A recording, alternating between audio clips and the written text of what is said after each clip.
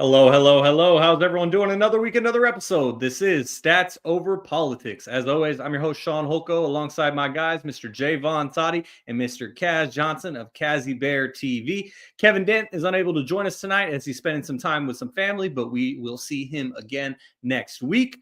Jaevon Toddy, how are we doing this week? It's not just a singular Toddy this week. We have Toddies plural in the building tonight. Yeah, you'll hear Mako in the background. He's an audience member. He said he wanted to chime in on a couple of things, but yeah, we're feeling all right. Niners finished 6-11. Can't really say too much about that. That speaks for itself. I mean, Kaz's Eagles, as you can see at the bottom of your screen, if you're listening on a podcast and unable to see. Hey, we got the 11th pick, so. I think I saw something that the Niners next year have like the worst schedule. It's like the best worst schedule, if that makes sense. So like we play a bunch of shit teams next year. So we'll be back. That fourth place schedule is looking delectable. Kyle Shanahan is ready to feast. And maybe with that 11th pick, I don't know if we're still doing this, drafting running backs so high, but Cam Scatterboo, Ashton Jinty, I don't know. I'm just saying, or either guy from Ohio State. I'm just saying, but Kaz, Ash is not making out of. He's not making out of the 10th pick. Really? He's gonna be top 10. Top 10. Yeah, we haven't really seen running backs get drafted very high, like since Zeke went 4, Saquon went 4, I believe. And so, yeah, it's been a minute, but I think this is the draft where that's going to break wide open. But Kaz, as the lone member of the panel today that has their team still playing, how are we feeling? Well, the news today on Jalen Hurts kind of made me a little weary. He's still in concussion protocol after over 2 weeks now. So I'm like, all right, what's going on? So outside of that, I mean, I ain't doing too bad. Number 2 seed. We knew we were the 2 seed. Already locked into that 2 weeks ago after we lost to the Washington. So didn't really matter. I was just like, all right, only thing that can happen now is if we don't win a game and Washington wins out, we lose it. I believe it was, and that didn't happen. So I've been kind of chilling the last couple of weeks. So I'm ready for playoff football. That's just ready. Yeah, I believe it. Real quickly, did you agree or disagree with the Eagles / Saquon not going for Eric Dickerson's record? I agreed. Seeing all the guys drop this last week, there's a few guys that dropped. I know Christian Watson dropped. I know Zay Flowers dropped. I'm like, this is what can happen. And we're playing against New York for our last game. I'm not saying guys are dirty like that, but you know what I mean? It's just that's a lot of running. And even though Saquon, he's built like a Greek god, everybody's human, man. So I'm like, if I can just give him 1 week to rest and just kind of get ready for playoffs, we need 4 more games, dog. That's it. So I think that it was a smart move. And on top of that, man, I think that at the end of the day, I would have been okay with them letting Saquon decide. If they said, what do you want to do? And if he said, I want to go for it, then they got to factor in other things. You got to think about your linemen. Well, what if the linemen are like, well, we want to rest. So then you're going to be running behind your third string lineman or your second string lineman trying to go for this record. I mean, you're going to be trying extra hard to do that. So if it was something more realistic, like, we had to play the game and, we could have moved up or down in our rankings for that last game, by all means, of course, give him the rock as many times as it takes. Kind of like Mike Evans, they force-fed the ball at the very end there to get him his 11th 1,000-yard season. That'd be the only way that I would be cool with that. But no, realistically speaking, I'll get past it. It's going to suck if we don't win the Super Bowl or if we first round flop, which should not happen. And then we look back, it's like, well, what could have, should have, would have, but the smart decision was made. How would you guys feel if this was Christian McCaffrey and you guys were sitting at 14-3, or not 14-3, but at the time we were 13-3? That is an excellent question. And Toddy, I will toss it to you after I give my response. But I feel like Jason Kelce put it perfectly on his new late night show on ESPN on Friday night when they were asking him the same question. And he basically said, well, I already have a Super Bowl. For guys that have never won a Super Bowl, the answer should be no, you don't play. But if you already have a Super Bowl, putting an all-time record, even if Saquon broke the record and it gets broken 2 years from now and it doesn't stand for decades like Eric Dickerson, you broke Eric Dickerson's record that stood for decades, and there's only one person who could do that. And so for Saquon personally, I wouldn't have done it. For Christian McCaffrey, I wouldn't have done it because Christian McCaffrey hasn't won a Super Bowl. The 49ers haven't won a Super Bowl in Jaevon and I's lifetime. But if the 49ers had won against the Ravens in 2013, if they had beaten the Chiefs one of those 2 times and actually won a Super Bowl in my lifetime within the last 20 years, then I personally would say go for the record and let God determine the fate. But, different strokes for different folks. Everybody has, that. Also look at it like this. 101 yards, I get it. All season long, he's averaged that and then some. But that's still 101 yards. I mean, you need 100 yards. And the defense knows, well, if you're playing, they know what we're doing. You're the New York Giants. You guys are in shambles. You guys aren't going to do anything to, this is the last game of the season. Players are on vacation mode now. It's just time to just get this last game out the way, leave healthy, and we're gonna go to Mexico. I'm saying, for vacation. So it's just too much of a gamble. If it was like 40 yards, 50 yards, I think you have to. Yes, I think that's executive decision should be get him in there, go get this record. But 101, that's right at the threshold of where his average would be per game. That's a lot of yards, man. I mean, as a sports bettor, you think about, you look at like betting lines. Rarely do you see someone's line be 99 yards or 100 yards. You'll see the occasional Derrick Henry game. You'll see the occasional Saquon game. And then back when CMC was still himself, you might have saw a game or two where he might have had a line of like 96 or something like that. But other than that, it's not – the average is the average for a reason. He would need to play a full game to get that as well. No halftime, none of that stuff. It's possible he's done it, but again, they knew it would be coming. So yeah, it was a smart decision. It was unfortunate because Saquon, he had a couple games this season where it's like, man, we didn't utilize him the right way. Now all of a sudden, Jalen Hurts is keeping the ball more, or where AJ Brown had that moment where he was unhappy. And then that next game, of course, we start throwing. So it's like, you think about that, but at the end of the day, I mean, the dude still went for 2,016 games. That's extremely impressive.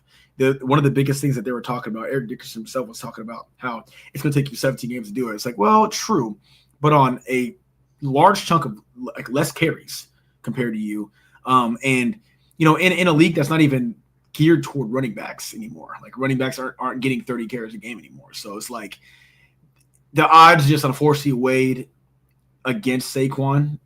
Given the timing, it wasn't his fault. He did exactly what he needed to do. I think that in the end, we probably failed him. We should have made him, been force feeding him the ball, week 13 and 14 and 15, and probably would have won games if we were to do that. And maybe he's sitting at about 2,000 yards in week like 15, what I'm saying, rather than later on, or close to it. So it's just one of those situations that's unfortunate. And as a former athlete, I'm very good at just you don't dwell in the past. They decided to sit him. You let it go, move forward. Yeah, that's totally understandable. And also, I think that week 17 is kind of what showed that they weren't going to go for the record, because the second that Saquon hit 2,000 yards, he got pulled from the game. Like, if you're really trying to rest him week 18, and while you still have all your starters in there, because as everyone in sports media has talked about with this record, it's a domino effect. You don't just start Saquon behind second and third stringers. You have to start everyone. Okay, maybe everyone but Jalen Hurts, but you're starting everyone. And that's, as you said earlier, is where the risk for injury comes up. And, I mean, we saw it with the Lions last night, how I think his name is Kevin Zeitler, one of their offensive linemen, got hurt late. And a lot of people were saying, oh, the Lions should have rested against the 49ers. But that game was important to the Lions. And they still were able to go on and win it. And we have a jam-packed show for everyone today here on episode number 130. We got some NFL. We got some college football. We got some NBA. So, Kaz, let's not waste any more time. Let's get right into it. As the game of the week, and we're only going to talk about one game in depth, this week from the NFL, and that's for the sake of time, but also because this was the game of the week as the Lions beat the Vikings 31-9 on Sunday Night Football. And before we get into the actual recap of the game, I just wanted to put something up on the screen. And for the audio only listeners, this is why you need to tune in on Instagram, on YouTube, or on Twitch. So then you can see things like this. But what I'm displaying on the screen right now is a poll from my Instagram. And this poll was before the game started. People started to trickle in their votes a little bit more after the result was already finished, which skewed it. But as you can see from the screen, I had 28 people vote, and I appreciate those of you who did. And 75% of the audience said that they thought the Detroit Lions would win. But when it comes to the stats over politics picks, it was the exact opposite, as 75% of the panel picked the Minnesota Vikings. The 25% is your boy, as I went with the Detroit Lions. To me, the Lions have been the best team in the NFL all season. And despite everyone thinking that the Vikings were going to catch them slipping, despite all the injuries that the Lions have gone through, the Lions, they have been nearly unstoppable. And so until someone who's formidable actually does get in their way, I'm going to continue to roll with the Lions, and that's why I went with them in this game. But Kaz, why did you go with the Vikings, and what was your overall thoughts about this primetime matchup? It was the first time that we ever had two 14-win teams going at it. Yeah, I was gambling for the most part on it. Like, not like literally, but like just, I'm like, I just believe in Justin Jefferson. I think that he's going against a beat up Lions defense, and I understand like not necessarily their secondary, but just all around their defense is beat up. So I'm like, this is going to open up a lot of opportunities for him. I know Aaron Jones had a solid game. I kind of foresaw that coming as well, and I was just like, as long as Sam Darnold has time, he has weapons everywhere. There should be a lot of openings when it comes to that Vikings offense against this Detroit Lions defense. The Detroit Lions defense they played a lot of teams. They beat a lot of teams by a lot of points, but at the same time, they've also had a lot of games where they needed to score a lot of points to win. And that you do not ever want to be in that position. That could be to your demise, which I kind of have. That's why I don't have the Lions make it to the Super Bowl this year. I think that at some point they're going to have to play from behind, and it's not going to work out in their favor. And I just felt like the Vikings were going to just kind of do what I know they can do, but the problem is I think that when the lights are on, the Vikings don't show up. Like, they get a little too bright for them. Perfect opportunity to go out there and really prove it to the Detroit Lions. And what did they do? Stale on offense. I can understand why the Lions are stale on offense. Why? Because the Lions offense is everything. That's when you're scouting that kind of team, you're probably doing everything in your power to cover, obviously, Jameson Williams, who actually not many people really realize this. He was within 200 yards of Amon-Ra St. Brown with receiving yards this year. He had a crazy year. He was just shy of 1,000 yards. James Williams, Amon-Ra St. Brown, obviously all reliable. Then you got Jahmyr Gibbs, who's pretty much unstoppable. One of the best things that happened, damn near, bless him, but David Montgomery going down just opened up a massive window for Jahmyr Gibbs. The Vikings has a defense that could fare with the Lions offense, and they showed it until the very end of the game. And that just comes to show that you get all these opportunities. You saw Justin Jefferson upset after the game, talking about not getting any penalties and things like that. Those things do factor in, but you got to understand, you guys held the Detroit Lions to, what was it? Detroit scored 17 points in 3 quarters. That's not what they do. They put up 17 points in a quarter sometimes. You know what I mean? So they're known to put up a lot of points very, very quickly. It took until that last quarter for Jahmyr Gibbs to just let loose again and then seal the deal. But for you to score 9 points, again, you got Justin Jefferson, you got Jordan Addison, Aaron Jones. He may not be the best back in the league, but he's very serviceable. And then you got T.J. Hawkinson, who, even though he's coming off an injury, he still is. He's healthy. He's a guy. I hate to do it, but I have to put a lot of blame on Sam Darnold. I think the brights were a little bit too light, and this is why guys like that maybe weren't as successful as we thought they'd be coming out of college. Now, I'm not trying to knock Sam Darnold entirely, saying well, he hasn't played well all year. He has. He's played well all year. That's why the Vikings only had 2 losses for the longest time. But at the end of the day, the big games matter the most. This is why, as an Eagles fan, I don't really speak much when we have stupid losses or, we have like playoff games. I'm very comfortable. And it's because I know my team's capable. I've already seen this before. Like, I know what happens to teams that show up in the playoffs. And, like for instance, like Jaden Daniels, it's like CJ Stroud. It's like, we've seen it, man. And we haven't seen it from Daniels yet, but we see it. These guys have these tremendous seasons, these tremendous rookie years. And I think the same thing's going to happen to the Commanders. Maybe not round 1 because they don't have a hard matchup. But, like, at the end of the day, I think the same thing is still going to happen. Like, at some point, you're going to see all of a sudden what they've done all season long get exposed.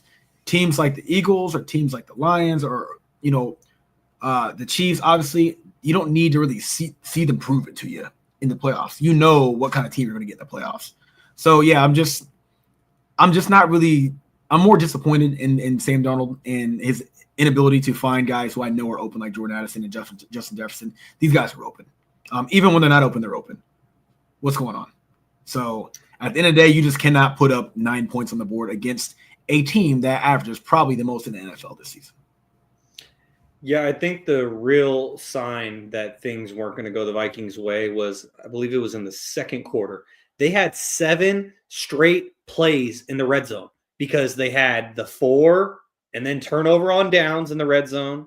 And then they got a turnover, got it right back. And then they had 3 plays that were unsuccessful. Keep targeting Justin Jefferson. It didn't work out. After they turned the ball over on downs, they said, okay, let's take the points. They take the 3, but still, to have 7 straight plays in the red zone and 7 straight plays within 10 yards and to end up with 3 points, that's just unacceptable in a game like this. And I just want to give a shout out to Amik Robertson because for whatever putting the clamps on Justin Jefferson looks like, Amik Robertson did that in this game. And I even wanted to highlight this tweet from Nolan Bianchi, who's a Lions beat writer for the Detroit News. Amik Robertson said that Justin Jefferson told him, good game, after scoring on him in Minnesota in week 7. After this game, he just walked off the field, Robertson said. And then Robertson said it rubbed him the wrong way. And I'm just saying, Justin Jefferson, if you're the best wide receiver in the NFL, then you got to be able to take the humble pie too and show some respect, just as plenty of others show him respect. And Jaevon, Podfather, before we get your analysis on this game, I wanted to highlight Jahmyr Gibbs' stats that Kaz was alluding to in depth, as he had 4 total touchdowns in this game, 23 carries for 139 yards, which is an average of 6 yards per carry, 3 touchdowns, and then he had 5 catches for 31 yards and a touchdown. As Kaz said, Knuckles has really been unlocked since Sonic, a.k.a. David Montgomery, went out to injury. But Jaevon, you also – Opposite. Oh, Montgomery's Knuckles. Sonic is Gibbs. Thought I had it too. I said it with the utmost confidence, but thank you for correcting me. Jaevon, you also picked the Vikings in this game. So why was that the case? And what did you think of the game overall? I just thought the Vikings defense was better, more equipped. They forced a lot of turnovers. The reason why I say that is because every time you turn on the TV, their defense is celebrating. And you can watch out throughout the weeks. They always post the behind the scenes of the celebration. And I've seen that for like the past 3-4 weeks now. So, I mean, Minnesota is able to turn the ball over. They're in the red zone several times. Sam Darnold is unable to. They only get 9 points in the red zone. They were in the red zone, I believe, like 3 times, like before the half was over. And those were just gimmies. I mean, those are gotta-have-it throws. I think Darnold airmailed Jettas on a couple of red zone throws that they ended up having to kick field goals on. One of the times they tried to go for it didn't come up. They came up short, so the Vikings definitely had opportunities in this game. I think this was obviously the Jahmyr Gibbs game. A lot of people were questioning whether or why Jahmyr Gibbs wasn't getting enough playing time. And this was last year. They're like, oh, goddamn Montgomery, he's getting all the carries. Well, this guy right here accounted for 20 total touchdowns throughout the entire season. And last year, once upon a time when Christian McCaffrey, who was the offensive player of the year last year, had 21 total touchdowns. people were saying he was the best thing since sliced bread. A year later, Jahmyr Gibbs does virtually the same exact thing, and it's crickets. Maybe it's because he splits carries with David Montgomery. I guess so. But I mean, Jahmyr Gibbs is the real deal. I think he can be an any down back.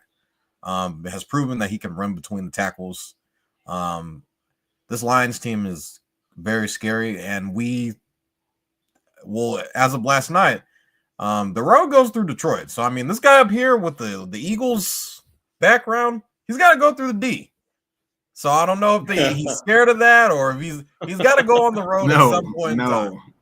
No. He ain't talking Dallas. We have seen how this defense has been.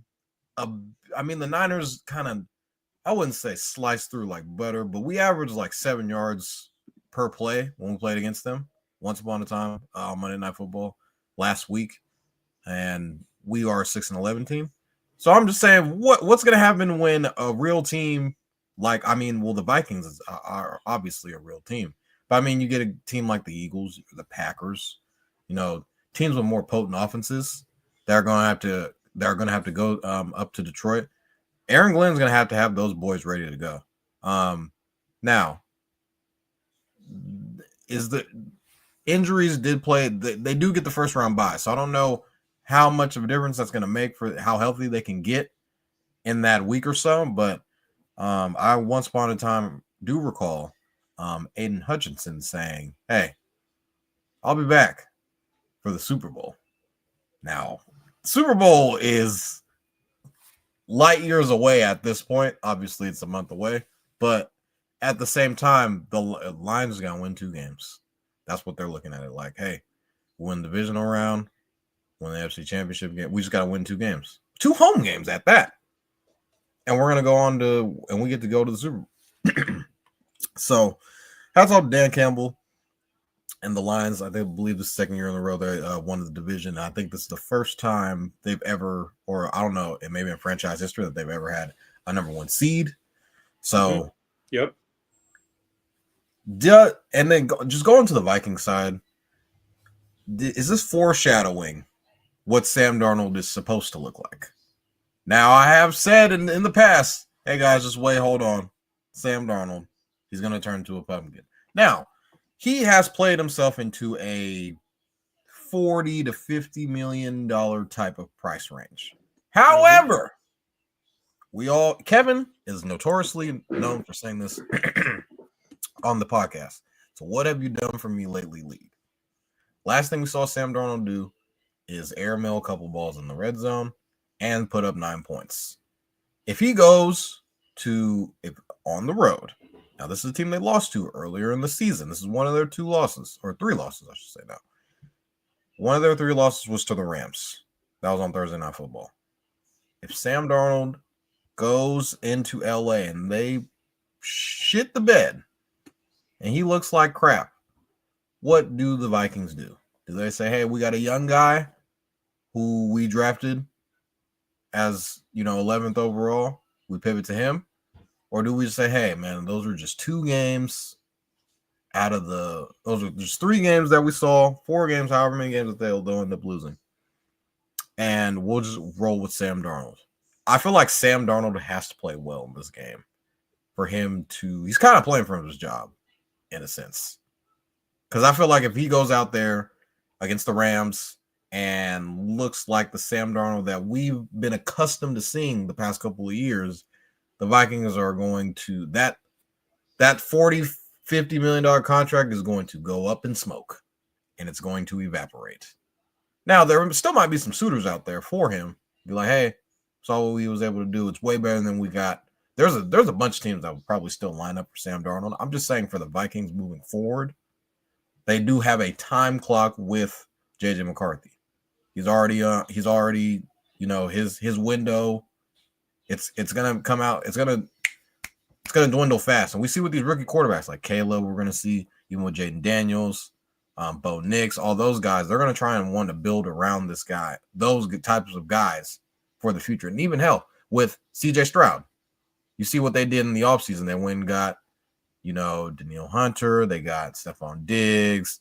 They threw the kitchen sink in the off season to try and sign whoever that they could so they can build a Super Bowl type roster, because they know when it's all said and done, CJ Stroud is going to be accounting for, however much percent of the cap. And who knows what it'll be by then when it's time for him to get paid $56 million. We're seeing Dak Prescott's getting paid $60 million. And we've seen what he's been able to do. So a lot's kind of at stake for the Vikings moving forward. This is an embarrassing loss. And then I also saw something about Kevin O'Connor or O'Connell. Something about him being traded, which is kind of crazy. Like, why would this story come out right before one of the biggest games of the year? You're fighting for the number 1 seed.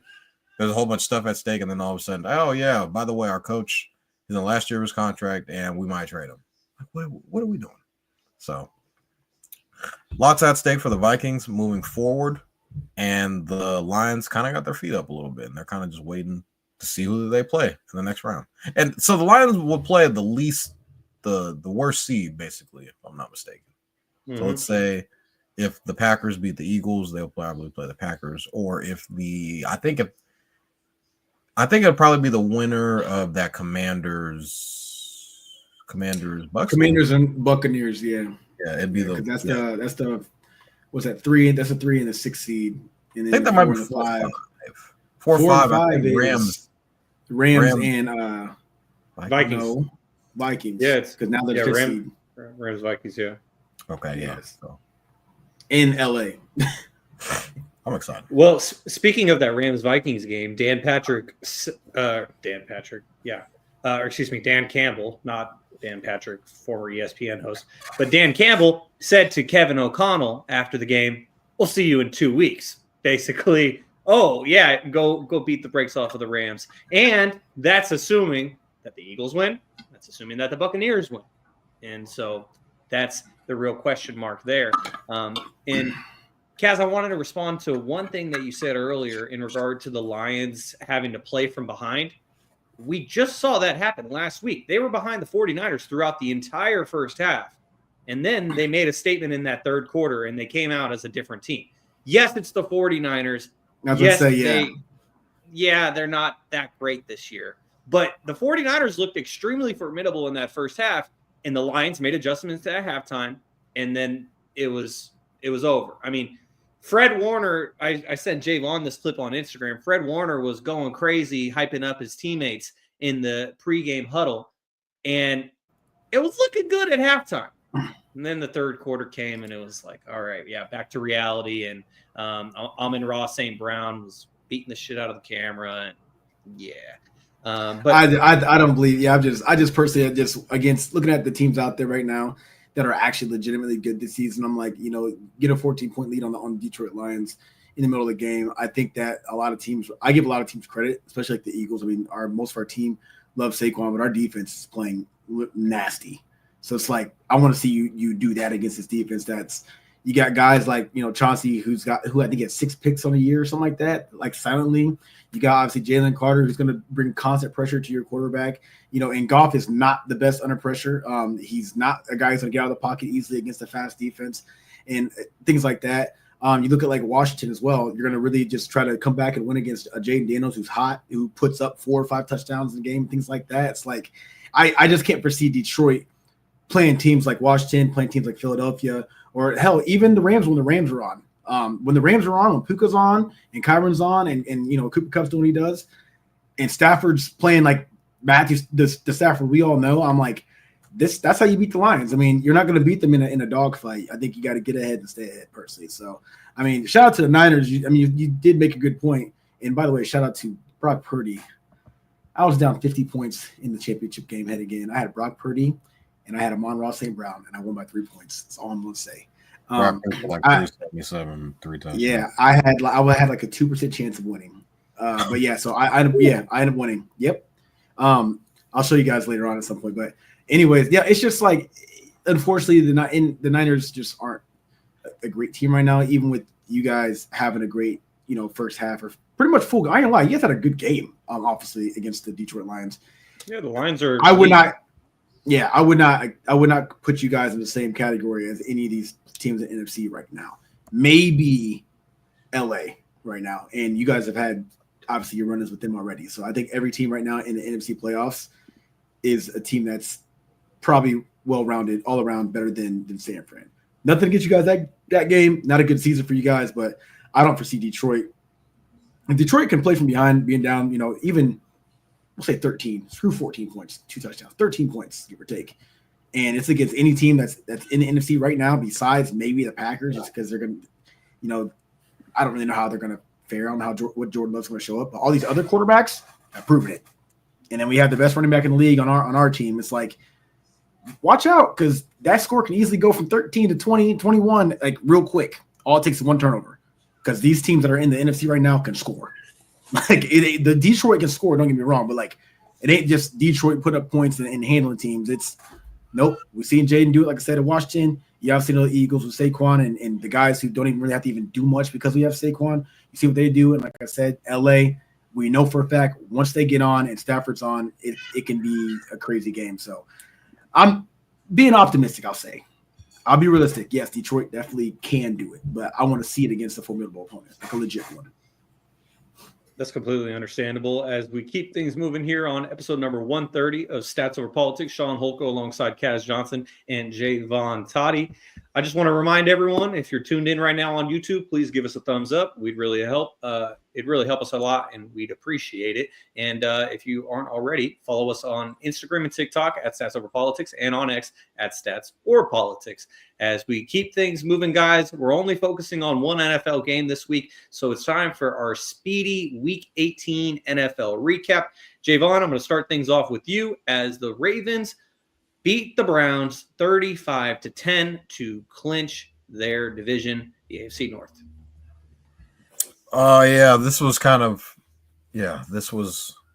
They announced before the game, I think it was a couple of days, that Bailey Zappi was going to be starting at quarterback. And Vegas took a liking to that. They said, okay, all right, Browns, you're going to start Bailey Zappi. We're going to favor the Ravens by 20 points. 2-0. It's the largest spread of the entire NFL season. And you know what I did? I didn't blink, didn't flinch. Give me the Ravens minus 20. Didn't think about it. Told Kevin, said, hey, let's look at it here. He said 20 points is a lot. I said, you know what? Let's look at how many points the Browns have scored in the past couple of weeks. I think it was like 19 points in 3 games. So I'm like, how are they going to get up and down the field? It's not Jameis Winston. It's Bailey Zappi and or Dorian Thompson-Robinson. And Lamar Jackson just put up numbers. I keep getting notifications still for some reason from Sleeper that he's throwing a touchdown. I just kept looking at my phone. Touchdown, Lamar Jackson. Touchdown, Lamar Jackson. I just keep looking. I'm like, God damn, this game just started. So then they got up to a 14-3 lead, and they really didn't look back. Final score was 35-10 in this game. So I mean, I think they yanked Zappi pretty quickly throughout the game, and then they ended up putting Dorian Thompson-Robinson out there. But then they put Bailey Zappi back in the game. So the Browns are just, I don't know. They got a lot to look forward to. They got the number 2 pick. So I mean, they get a quarterback. I just know Shador ain't going there. Dion is not letting Shador and or Travis Hunter go to the Browns. So I mean, hey, you can try. you can try to draft and say, hey, here we go. He's gonna look at you and say, I ain't going. He's gonna hold that jersey up with the Eli Manning face when he first got drafted. He's gonna look and just, yeah, I'm not coming here. So Ravens got a lot to look forward to, man. I mean, I think they're the 3 seed, if I'm not mistaken. So Chiefs 1, Bills 2, Ravens 3. So they would eventually have to go on the road and play one of those guys being Mahomes and Josh Allen. I saw Zay Flowers got hurt in this game too, but I think John Harbaugh came out and said that's nothing too serious and he should be good to go next week. So, yeah, Browns suck. Ravens are pretty good. The Browns do suck. Some things never change. Kaz, the Bengals beat the Steelers 19-17 to keep their hopes alive for another 20 or so hours. Yeah, God, man, Pittsburgh's just doing Pittsburgh things, man. Just like Fraud alert. Yeah, I ain't gonna lie, it's kind of looking like it, man. I mean, we might see them get a playoff win this year if they're lucky, but you just can't have that happen. I'm pretty sure that with them losing that game, they ended up moving down, if I'm not mistaken. They play the Ravens. Yeah, I think they moved down because before they were either way the Ravens. Yeah, either way the Ravens with their win they secured their spot because they had the tiebreaker. I'm pretty sure over Pittsburgh, right? And they won the division too. So yeah, and they won the division, so it was already done. But regardless, Pittsburgh, you want to stay far away from playing Baltimore as possible. And that game went on at obviously the same time, I believe. Yeah, same day actually. So not same time, but same day. So you knew what was at by stake. 9.5 for the listeners. Yeah, you knew what was coming after you. I mean, news got out that obviously Baltimore won, so you have to win this game. Like again, quote me if I'm wrong because I can't remember exactly, but I'm pretty sure if Pittsburgh would have won against the Bengals, they could have stayed a better position in the AFC. I think with they them would losing, have been able to have like a home playoff game. I think well in the division. Well, no, because they They would would've have been been on five. the road yeah. Yeah, because I think that they're the 6th now. I think.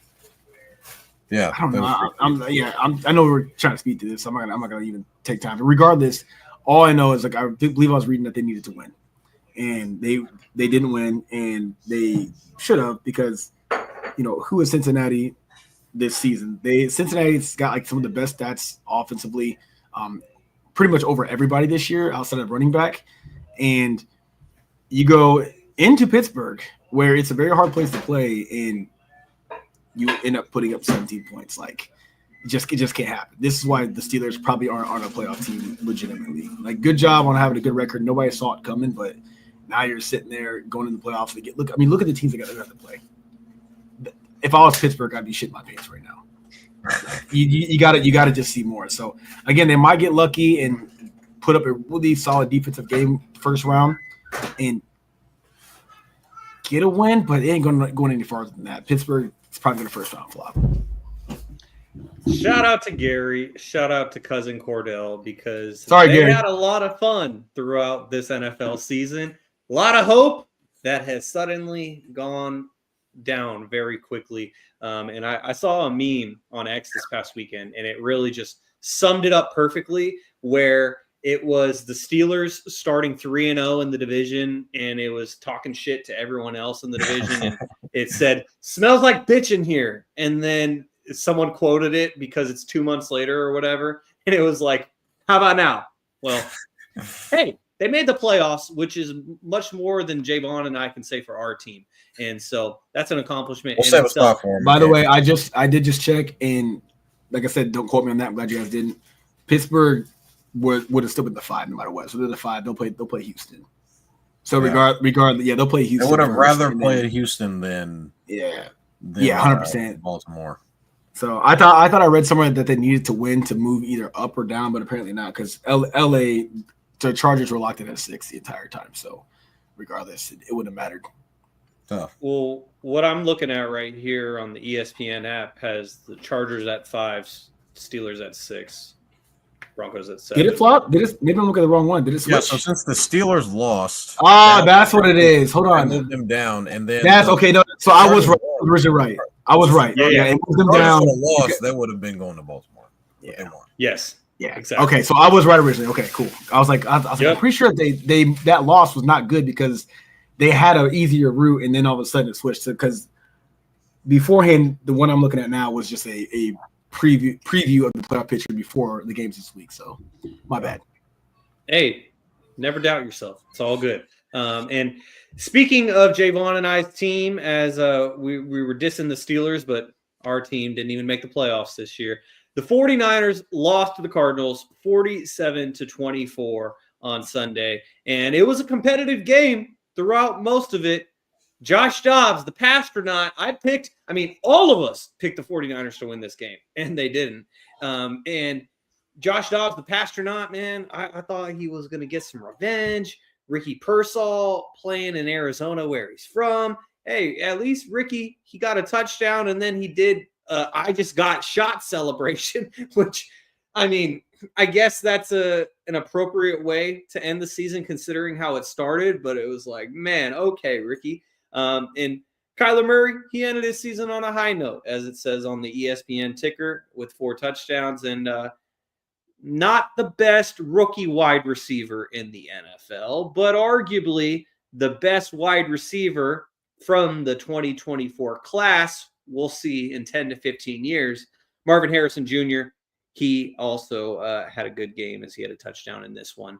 And so that at least made Kevin and I smile. But losing 47-24 against the Cardinals, even without Deebo Samuel, Brock Purdy, I could go on. Even without those guys, I just thought that the 49ers would compete a little bit more and it wouldn't be this ugly. And I'll just conclude by saying shout out to my boss, Alex, who I work at a newspaper for those of you who don't know. And my boss, Alex, is from Arizona. He's a Cardinals fan.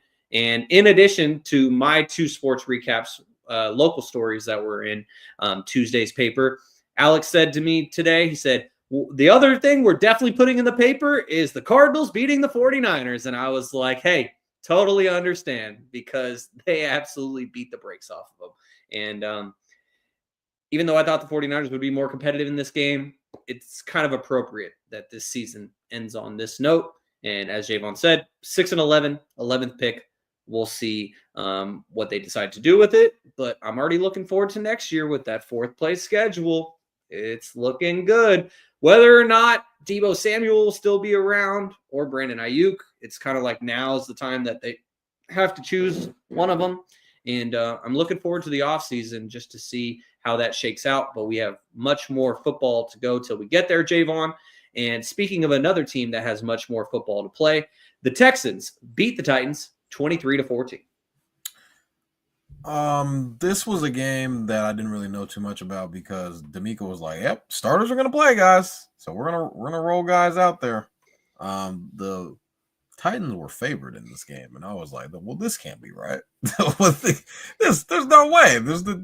I get that maybe the starters for the Texans won't play the entire game, but it's just Vegas didn't know what was going on this whole entire week because there were teams that were favored that shouldn't have been favored, and there were teams that were dogs, like the Bears. The week I didn't pick the Bears. And then that sucks for you. So this game was just the Davis Mills landed on his neck, and then you kind of saw CJ Stroud go, "Oh shit!" And then he's like, "Touchdown!" So, yeah, I saw Will Levis. He didn't really have a catastrophic interception turnover worthy play in this game, really. But he had a really nice touchdown pass. That was like there were 2 guys in the same area, but he ended up throwing a touchdown pass to one of those guys. I forgot who it was. I don't think it was Westbrook Akine. I think it was whoever number 18 is. But it was, I mean, the Titans, number 1 overall pick.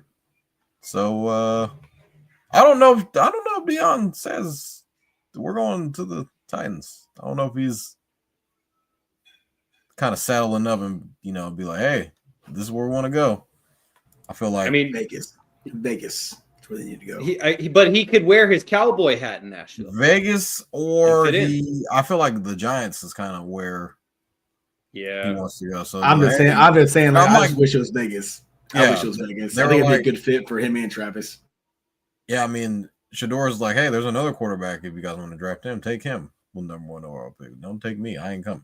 But I mean, it's very evident that the Titans aren't bad. I mean, they're bad, but it's like their defense. They were like number 1 overall in like pass defense, and like they have weapons like Tony Pollard. I already mentioned Nikki Westbrook Akine. They have Calvin Ridley.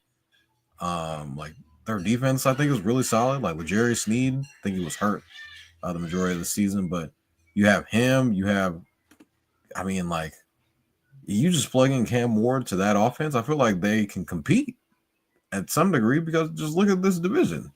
Division was trash this year. You had guys. You had Joe Flacco, Anthony Richardson was in and out of the lineup. Trevor Lawrence missed an extended period of time, and Houston, who started off really great, they were depleted with injuries, and it was kind of just like somebody had to win it, and that team just so happened to be the Texans. So just kind of imagine a guy like a competent quarterback who doesn't throw 3 picks a game in this offense. You would end up drafting like a guy like Cam Ward. I think that he can change that franchise if given the opportunity to do so. I just hope that the owners don't fire Brian Callahan, because I actually think he's a solid coach. I just think the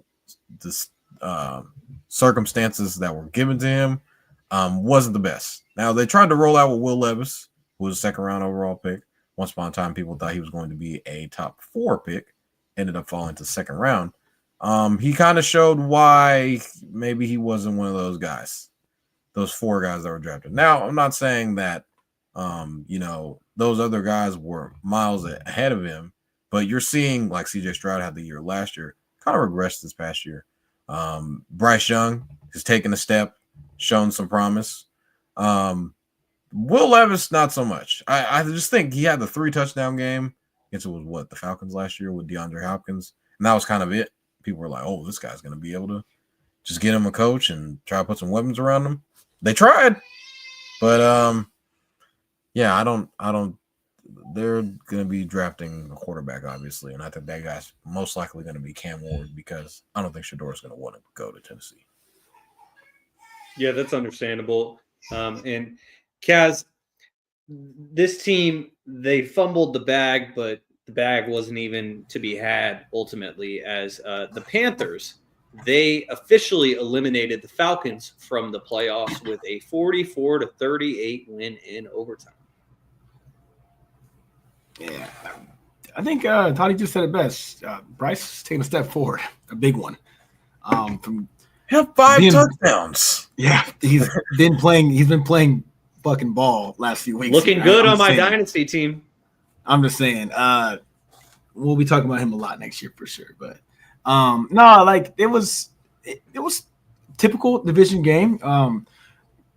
How many teams has the Panthers played, very hard at the latter of the season? Quite a few. And you think that they're going to give these guys the opportunity to just, hey, we're the Panthers. You're going to just come up in here or we're going to just go up in Atlanta. You guys are going to just roll us? No, we have nothing to lose. And they played like they had nothing to lose. Shout out to Atlanta for, at least making it a game. But like, dude, Carolina is just, talk about heart and grit. For sure this season, they probably had the most heart and grit out of any team this year. Hands down. They're back against the wall. They're in a division that, even they're heavily underdog all season long, almost every game.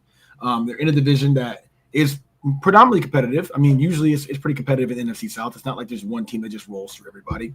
And to show up and just kind of spoil the fun, that's what happens. That's what week 18 is. That's why I'm glad we sat Saquon and all of our guys, because all it takes is a division rival. These last week of football, next people start dropping like flies, and you wonder how. And, so for Carolina to go ahead and say, you know what, we ain't even give you the chance. Okay. I think that they found out, who was it? Because the game was done. Because I game went to overtime, right? Yeah. Yes, so Falcons found out, I think, at the end of the fourth quarter that they weren't going to make it. Because the game was going in overtime. The Bucs had won already. So it was So they knew. So it was what it was, and Panthers pretty much was just like, hey, guess what? We're not only going to just stomp in the ground, we're also going to smear it in you. So they put the cake in their face, man, and made them eat it, man. And I think it's awesome. I love that stuff. So shout out Carolina, honestly. Like that's pretty cool. As for the Falcons, you guys believe in a quarterback? Do you believe in him? Michael Penix? I think so. Believe in him? I think that it's ironic. I'm sorry, Kaz. I'll just say real quickly. This is just on a personal note that this matchup was ironic for me, just because on my dynasty team I have 4 quarterbacks. I got Jalen Hurts, Brock Purdy, Bryce Young, and Michael Penix. And so it was cool for me to see 2 of my prospects that probably won't even start for a couple years, because Jalen Hurts is the guy, and then I even got Brock Purdy. But it was cool for me to see Penix versus Bryce Young. I'm definitely a believer in both guys. Otherwise, I wouldn't have them on my roster. Right, yeah. It'll be interesting to see. I think that as long as they make the right moves in Atlanta moving forward, and just kind of, as much as I hate to say it, because I've been wrong on them, give up on Pitts, make that offense revolve around. Man, That was crazy. Like how high he was drafted. He's just one of the biggest busts, man. This is year number 5 coming up, so it's like I think that he might be better somewhere else. I really think it's an Atlanta problem more than anything. But you know, like I'm not gonna make this about Kyle Pitts, but it's just like you are who you are, man. At this point, how many more years do you need to prove something to us? It took Bryce Young this is the second year, right? First year was absolute dog shit. Second year. A leap forward, and he still doesn't have any help. He got a little bit more help. Nobody knew Chuba Hubbard was going to all of a sudden become a guy. Chuba was a glorified backup for the last 2 years, I think it was, and now he's like one of the best running backs in the league out of nowhere. So it's just not. We can't say anything about Kyle Pitts that's positive. I'm sorry. So I think that as long as Atlanta just maybe builds differently moving forward, Penix he might have a solid career moving forward. But I don't know, man. It's one of those things where you gotta wait to see it, and until we see it, who knows? And I haven't seen enough this year since he started for the Falcons. So, yeah, but cool game. Glad the Panthers and the Falcons actually put up an exciting game. Fun to watch. Speaking of the other side of that coin from the NFC South, the Buccaneers beat the Saints 27-19, and this game was a lot closer than I thought it would be throughout. Like, I thought that the Buccaneers would just run away with it in this game. Spencer Rattler was starting for the Saints, and Spencer Rattler may have proven that he could be a second or third string quarterback in the NFL, but I don't think he's a starter. And so for the Saints to stick with them for most of this game surprised me as I was scoreboard watching. Obviously, the Buccaneers go on to win by 8 points, but that's still a one-possession game. The coolest part about this game to me, aside from the Buccaneers clinching their division again, is the fact that, we talked about Saquon Barkley earlier and the record and all that. The Buccaneers were hunting for Mike Evans' record. Not only was there contract incentives, which led to Mike Evans taking his family to the casino after the game when he surpassed 1,000 yards, but for the 11th straight season, Mike Evans surpassed 1,000 yards. And the trolls on Twitter were like, oh, he's had a season of 1,003, 1,001, 1,006. Doesn't matter. It's still 1,000. If you're doing something that puts you in the conversation with the GOAT of all GOATs, Jerry Rice, that's consistency right there. And that is Hall of Fame worthy, in my opinion. Not just because I write about Texas A&M for USA Today. Like, this dude is a Hall of Famer. He's been a Hall of Famer for years, and now he still has the chance to now break Jerry Rice's record next year. And if Baker Mayfield is still his quarterback feeding him, it's going to happen. So shout out to Mike Evans. I was happy to see him get that record. And the celebration at the end, his whole team coming together and celebrating with him instantly. It was just a cool moment. And that was the thing that I enjoyed the most about this game. And so rather than having our own segment to talk about the two coaches that were fired within the last 30 hours in the NFL, we'll just talk about it with each game. As Jaevon, the Patriots upset the Bills, and it wasn't the mighty Bills, but it was the Buffalo Bills. The Patriots upset them 23-16, and with the win, the Patriots lost the first overall pick, and Robert Kraft fired Gerard Mayo after one season, which I will just say pissed me off, because it's like you didn't even give the dude a chance. Like, he is a first-year head coach, green as fuck, and you're not going to let him stick around beyond one season, let alone one season where you didn't even let your third overall pick quarterback play the entire season? Yeah, you got to see Drake May here and there, but you didn't even get a full season sample size, and they're already giving up on him. The only thing that would justify this, and I want to hear your opinion on this, Toddy, along with the game, but I just have to get this off my chest because, like, Kaz, you're going to talk about Dougie P next. I don't really have much to say about that. But with Gerard Mayo, it just really upset me because unless Mike Vrabel has shaken hands with Robert Kraft behind the scenes, and he's like, I am a Patriot for life, I want to be the Patriots' next head coach, that's the only hire that would make sense to me to let Gerard Mayo go after 1 year. But Toddy, the Patriots beat the Bills 23-16, and then Mayo got fired. What do you think about all that? Yeah, didn't really know what type of leash he would get going into the season. Would like to see a little bit more of Drake May, but I feel like he's shown flashes that he's going to be pretty good moving forward. But I do think, and it's kind of weird too, because you heard, before the season about with Bobby Kraft talking about his now former head coach, saying that he's been the guy in waiting for the last 5 years. We've been grooming him to be the next guy. And, he gets the job and you only give him a season.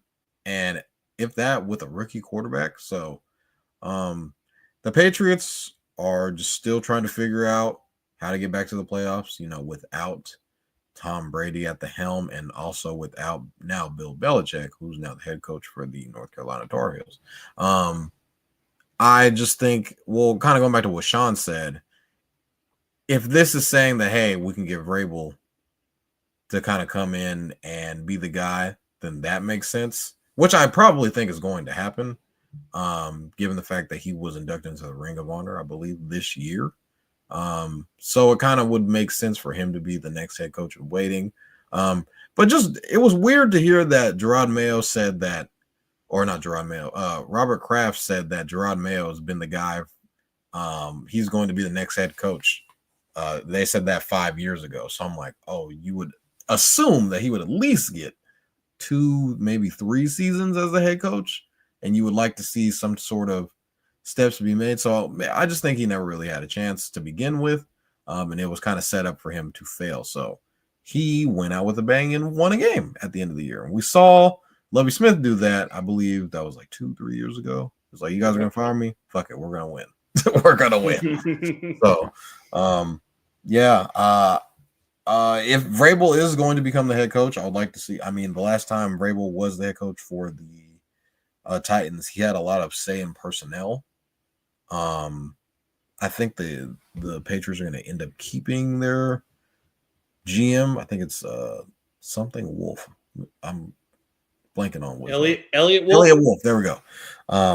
So I think he might be sticking around. So Vrabel, I don't know if he gets hired. It should be hired by the Patriots, but I don't know how much say he'll have in personnel as well. But I think he's a damn good football coach, and they could, if anybody could turn it around, it could be him. So, but it could have been Gerard Mayo, but he just never got a chance. So, the Patriots, I think they do have a lot of promise with Drake May being their quarterback, because I thought he showed a lot of good signs as a rookie quarterback this season. Not everybody could be CJ Stroud and just go to the playoffs and win a playoff game in year one, and to kind of turn around a franchise in 1 year. It's kind of tough to do. So these are, I guess, the necessary steps that Robert Kraft thought they needed to take to move into the right direction. And speaking of the other head coach that just got fired, a Super Bowl winner, Doug Peterson, former Philadelphia Eagles head coach, was fired by the Jacksonville Jaguars following a 26-23 loss against the Colts in overtime. Kaz. Yeah. I think it's legit. I get it. He won a Super Bowl. Okay, 2017. All right, we're pushing a decade from that at this point. It's 20 years. In 2 years, it's 10 years, bro. So I'm not gonna Cowboys fan you and be living in nostalgic times. And let's talk about 2017. No, 2017 was almost 10 years ago. I'm not talking about it anymore. Yep. Since he's been gone, what has he done? I believe they had one playoff appearance, one playoff win, maybe. They didn't even have. No, that was the. Oh yeah, they won. Remember they came back and beat the Chargers. They were down like. Yeah. That was 2021 or whatever. They were up on the Chiefs, and then Mahomes got hurt. Yeah. Regardless, those are the only two highlights since he's been there. You know what I'm saying? For the most part, that. And let's just talk about the fact that the AFC South has been in shambles for a very long time. So even when he was doing these things, who the Texans, they were already they had obviously Shaun at the time. You know what I'm saying? I understand that, but like for a very short amount of time.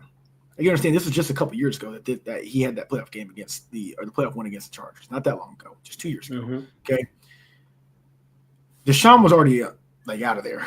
You know what I'm saying? So the Texans are already a bad team.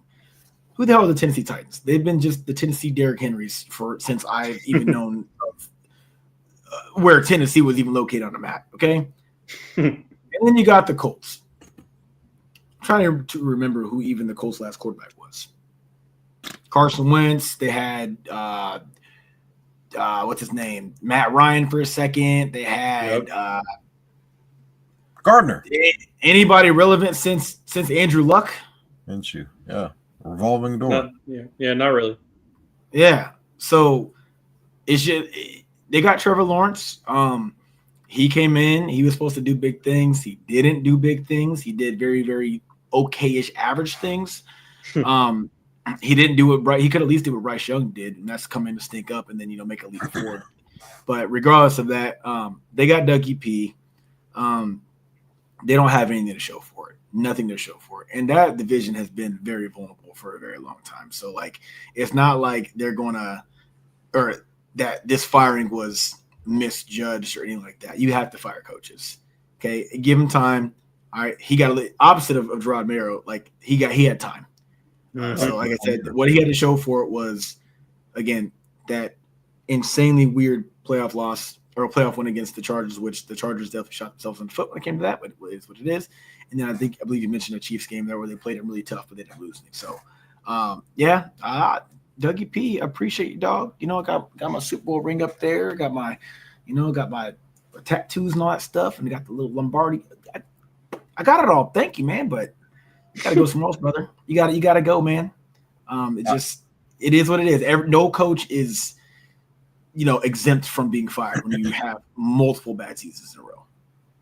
I would like to ask the question of what is the more attractive job, the Patriots job or the Jaguars job? More attractive? Patriots, hands down. Really? Why hands down? Is Trevor Lawrence really not that guy anymore? He's really not that guy. But on top of that, I think that the Patriots, when it comes to, I hate the word rebuild because I don't believe in it because the Eagles have been pretty good for so long. And I'm like, if your team's constantly rebuilding and everything's rebuild, your organization's trash. That's why you keep rebuilding. So I hate when people, they're rebuilding. Well, I think that the Patriots will at some point in the next couple of years find their way because they're drafting it and they're making sense when they draft. They just need a lot of pieces. They lost a lot of pieces over the years. So coaching, obviously losing Brady. Let's just talk about who they got right now. Drake May. He's a good quarterback from what everybody's saying. He's showed sparks of being great. He's a gamer. You got Christian Gonzalez, one of the best corners in the league. They've been slowly but surely kind of putting some pieces together here and there, silently. I like the way that looks for the future over the way Jacksonville looks right now. Here's the thing: Jacksonville has guys, or they had guys. They had Calvin Ridley. They got Christian Kirk, signed up for $1 billion. ETN was the guy for a little while. Then they found Tank Bigsby out of that. Now they got Brian Thomas, whatever his name is. Yeah, Brian Thomas Jr., right? Evan Ingram 2 years ago was one of the best tight ends in the league. What do you need, bro? At some point, you gotta look at who truly is probably at fault. It could be Trevor. It could be Dougie P. I think more than Dougie P, it is Trevor. But let's not just pretend like Dougie P, he gets let off the hook. You still have had opportunities to win in that very poor division, and you didn't. Yeah, that's a great point, and that's exactly why I wasn't surprised or upset by Doug Peterson being fired because, Kaz, like you said, he had an opportunity beyond his reputation as a Super Bowl winning head coach.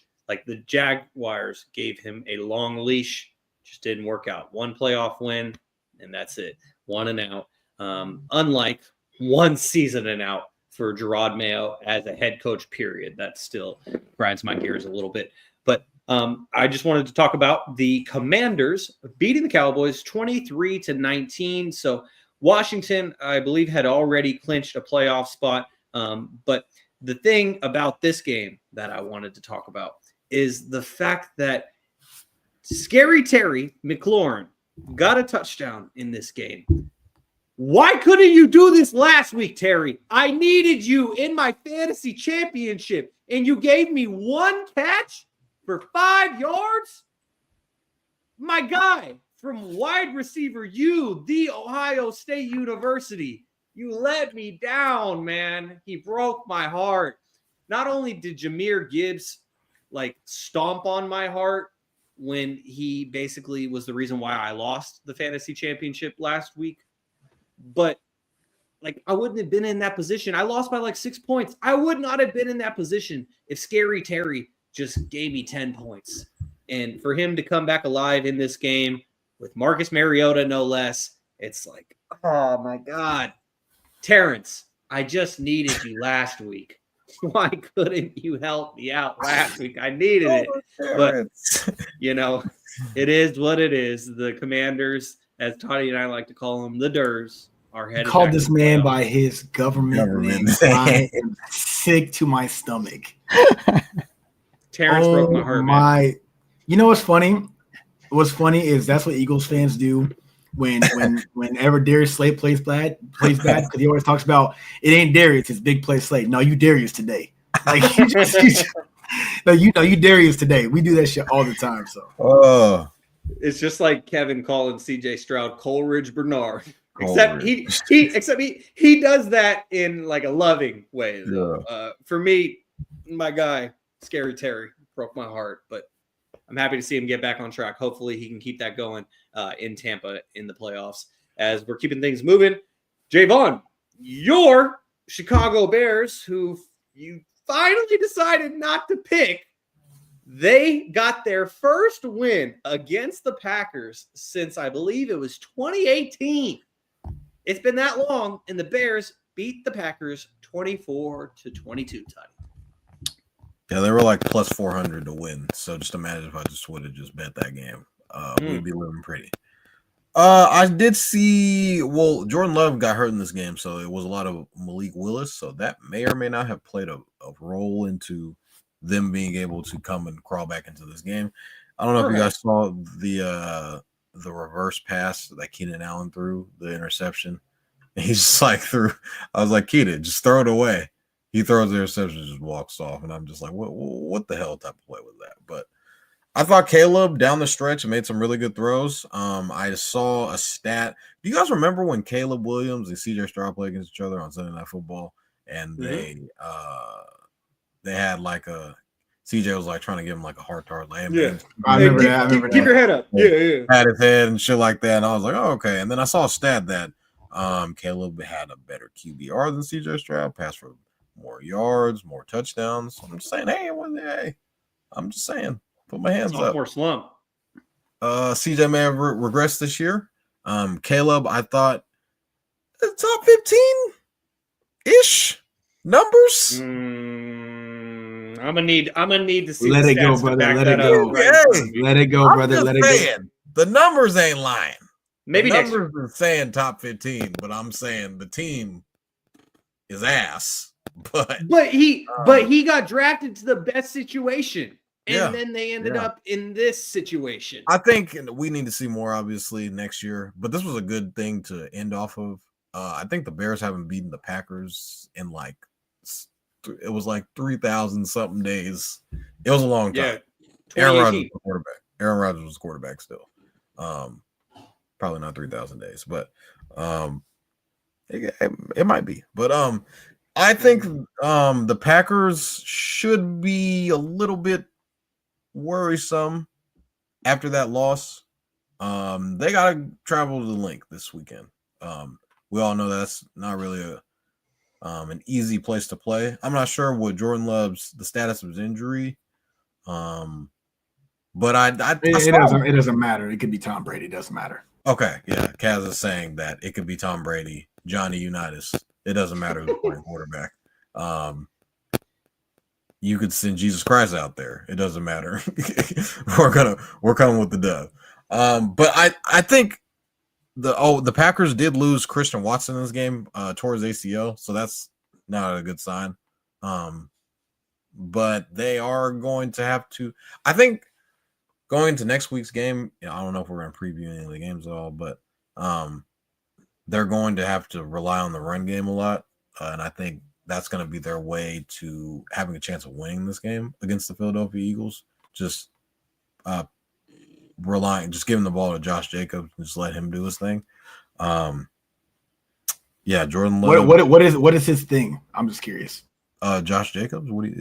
Are we not familiar with what this guy's able to do? One of the premier running backs in the league, every down back, catch the ball at the backfield. I think he averaged about 4 point something yards per carry this past season. So feed Josh Jacobs in this game. I think in what game? The Eagles game? Yeah. Oh Lord. Yeah, I'm just saying it. I said if they're going to have a chance to win, this is the reason why you guys are favored by 5 points for a reason. I do not know the severity of Jordan Love's injury, but stranger things have happened. Once upon a time, last year, Packers were dogs, 7.5-point dogs going into Dallas. They won outright. That's all I'm saying. Now, I'm not saying the Eagles are the Dallas Cowboys, but I am saying Packers got a chance. And I feel like they roll out Jordan Love. They got Josh Jacobs. They're going to have a fighting chance. No Jair Alexander. I don't even know if he's going to play another down for the Packers because, God, he talks a lot for a guy who does not play. The pack is indeed not back. I'm not sure if the pack is back. Shout out to Khalil, though. I don't know how he's feeling about this game. I should definitely call him and kind of see where his head's at going into. I think you guys play on Sunday, right? Is it a Sunday night game? Because Saturday, I know the Texans play, but I'm not sure. Yes, Sunday afternoon. Sunday afternoon. So, primetime game. Probably Tom Brady's going to be calling this game. So, can't wait. Exactly. And Toddy, you just had a great idea. Rather than talking about the Pro Bowl rosters like we originally had on the rundown, let's just swap that for a speedy Super Wild Card weekend. Super Wild Card weekend, and we'll get to that in a moment as we have about 5 more games to get through here. Kaz, including, I know that we talked about it briefly earlier in regard to Saquon playing for the record, but as far as the game actually that was, the Eagles beat the Giants 20-13. Tanner. Yep. Ain't got much to say about that game besides one thing. Tanner McKee is a damn good quarterback. He's good. Our third stringer came out there and they did. It's happening already. That's what we do in Philadelphia. Are we starting the right quarterback? Because he just put up. He got this Jahan Dotson, damn near 100 yards. He's pretty much perfect in the first half. He put up more points than any Eagles quarterback, aka Jalen Hurts, and obviously Kenny Pickett. But Jalen Hurts, he put up more passing yards in the first half than any Eagles quarterback this season. And everybody's hyper focusing on those stats. And you know what? That's okay. That is okay. You want to know why? Because if that is our backup, I'm completely fine with that.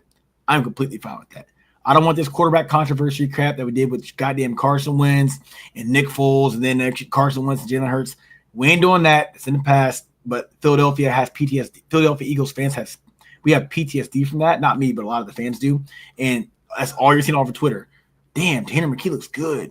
Like he has more. I think he has like more touchdowns thrown. Well, for sure than interceptions, but more touchdowns thrown in the first. He's like. It was some weird stat where it's like the dude's just coming in throwing touchdowns immediately. Like just like that with like barely any passes. So it's like I think he had 3 passes for like 3 touchdowns or something weird. It was some weird stat like that. Don't quote me on that either. But I was just like, I get it. Dude's showing up and he's playing like, yo, Kenny Pickett who? Why was he ever in front of me? And a lot of Eagles fans that know their stuff was saying that a long time ago before the season started. Like, yo, Tanner McKee is better than Kenny Pickett. Like he's better. You can see it in the preseason. He's better. Playing a lot better. So, yeah, only thing I'm going to say about the game, I didn't really care about it. I actually picked us to lose because I was like, week 18, betting purposes, who the hell knows, right? I mean, we're going to sit our starters. New York might come out there. Malik Neighbors might put up 350 yards and 8 touchdowns and break some sort of record. I could totally see it happening. But, no, we're deep. Our offensive line played really well. They protected Tanner. He looked really good. And that was the only thing I took from that game was Tanner McKee's performance. Jahan Dotson, we know who he was when he's in Washington. We know he's a guy who can make plays if he gets the opportunities. He had a lot of opportunities this time being the number 1 on the offense for that game. And, I mean, that's what can happen. So, it's a good problem to have, which is not even really a problem. It's just a good situation that we're in having him at quarterback. That's the only thing I care about that game. Everything else, expected. I mean, there definitely should not be a quarterback controversy between Hurts and McKee, but I think Tanner McKee is proving that Kenny Two Gloves is a third-string quarterback in the NFL, as I tried to tell Gary years and years ago. But I digress as we keep things moving to the other NFC West matchup as the Seahawks beat the Rams 30-25. As we know, Los Angeles rested all their star players, Matt Stafford, Jimmy. Puka Nacua, Cooper Kupp, and Jimmy G. We saw a Jimmy G sighting in this game, and no surprise, the team that Jimmy G was the quarterback of had a letdown. They lost this game, and the funniest part about this to me, I mean, congrats to Geno Smith for throwing a career-high 4 touchdowns in this game and getting some contract incentives. Man, that was the second time I stumbled on that word today. Incentives. Congrats, Geno. I guess he wrote back on that contract. But the funniest part about this game to me is the fact that the Rams and the Seahawks both finished with 10-7 records, and the Seahawks missed the playoffs. The Rams won the division. And so the Seahawks, after they did the night-night celebration in Santa Clara, they basically killed the 49ers season at that point.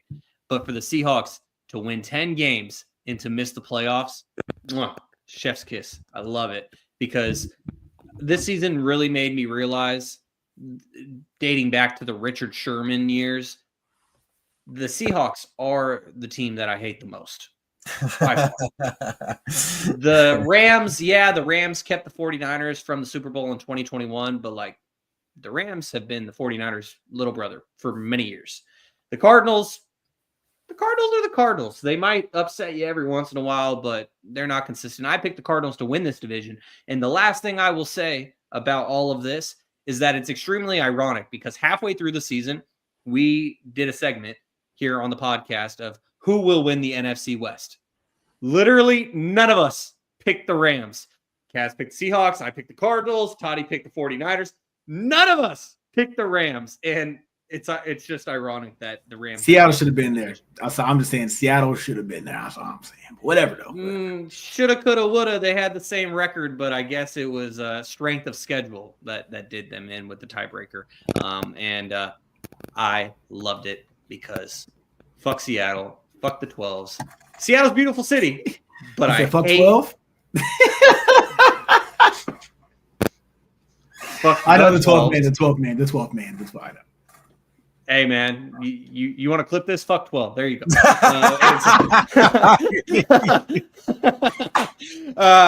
Man, I live in a very conservative city now. They're about to come. Oh my neck. God! You gotta get that knock on the door. No, seriously, for sure. Oh man, I love it. So, Toddy, the Jets in possibly Aaron Rodgers' last game of his career beat the Dolphins 32-20, and Tyreek Hill said, "I'm out." Antonio Brown style. Isn't he still under contract? Like, doesn't he? Yeah. So I'm like, wait, what are we talking about here? Like, dude, I don't have to trade you. Like, he was talking like it was last year of his contract. He's out. I'm like, what are we doing here? So, I mean, as far as the game goes, Aaron Rodgers, Devontae Adams, they're like one last ride in New York. Let's make the most of it. This was one of the times that I considered betting on the Jets. Just because I just thought Tyler Huntley, Aaron Rodgers should be able to beat Tyler Huntley, but the Jets were having fun out there, throwing reverse passes, doing all kinds of crazy shit. Aaron Rodgers got his 500th touchdown pass, I think, and 501 if I'm not mistaken. So he was breaking records out there, and he was kind of leaving the door open, like, hey, maybe I might be able to come back. You see what I did in the last game? I think this is probably Aaron Rodgers' last game as a Jet, and probably Devontae Adams too. So I feel like wherever Aaron Rodgers goes, Devontae Adams probably will follow him, and they're like a package deal. I'm kind of wondering where he might end up going to go play. I did see something that Aaron Rodgers might go to Vegas, and does Devontae Adams follow him back to Vegas? Get his old number back? Get his old locker back? That would be so fucking funny. So, yeah, I don't know. I don't know where he's going to end up going, but the Jets are picking in the top 10. So maybe try to get a young quarterback, trade up for a guy. I'm not sure. I'm not sure how many quarterbacks are going to go in the. I feel there's only going to be 2 going in the top 10. So I don't know if there's a guy. I haven't seen anybody rated in the top 10 besides obviously Shador and Cam Ward. So I don't know if they try and get another guy or trade and leapfrog someone, but the Jets they need a lot. I feel like besides quarterback, they need defense. They need more perhaps on the outside perimeter, like receiver wise. They just seem like an old young team. Like the quarterback's obviously super old. I feel like Devontae Adams up there in age, but they gotta figure out what they want to do. And plus, they need a head coach too, and a GM too. They need a head coach and a GM. Damn, that's a lot. So they got a lot to look forward to in the offseason for sure.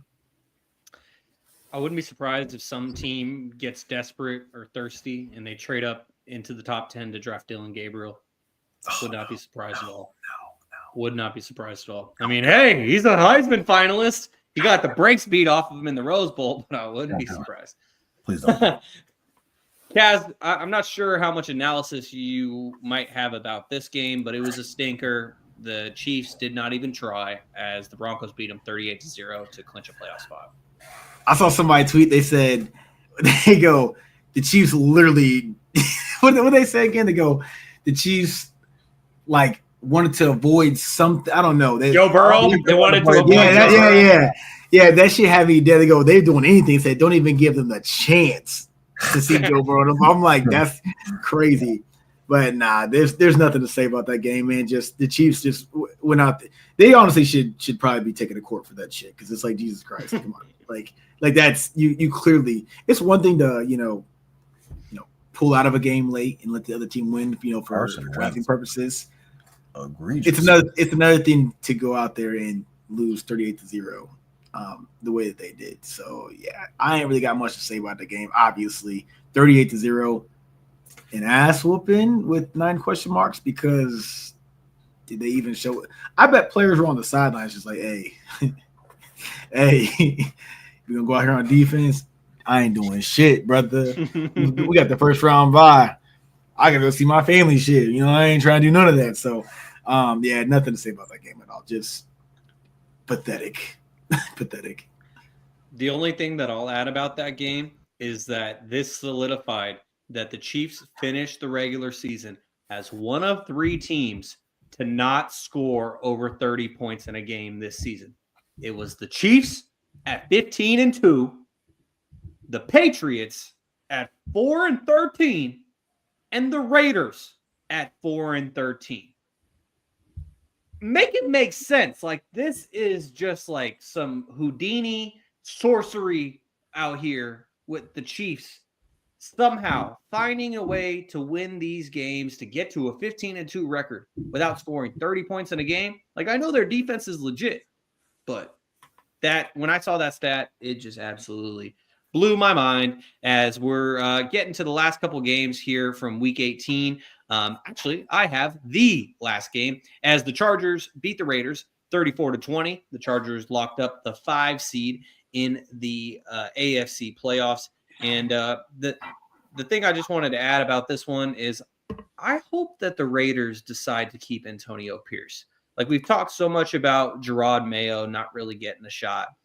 Antonio Pierce, he had a full season now, but I want to see what this Raiders team looks like when they decide to draft their quarterback of the future.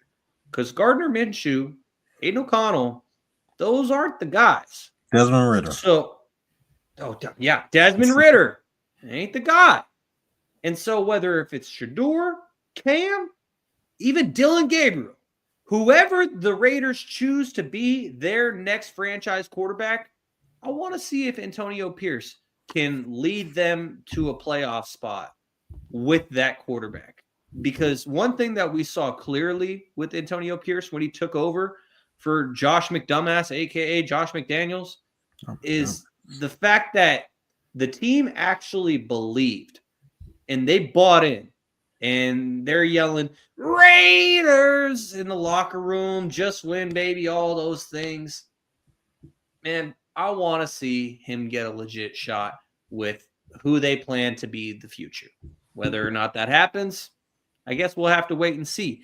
But that concludes our Week 18 NFL recap here on episode 130 of Stats Over Politics. Shaun Holko alongside Kaz Johnson and Jaevon Toddy. If you're tuned in on YouTube right now, please give us a thumbs up. Helps us out a lot. And follow us on Instagram and TikTok at Stats Over Politics and on X at Stats or Politics.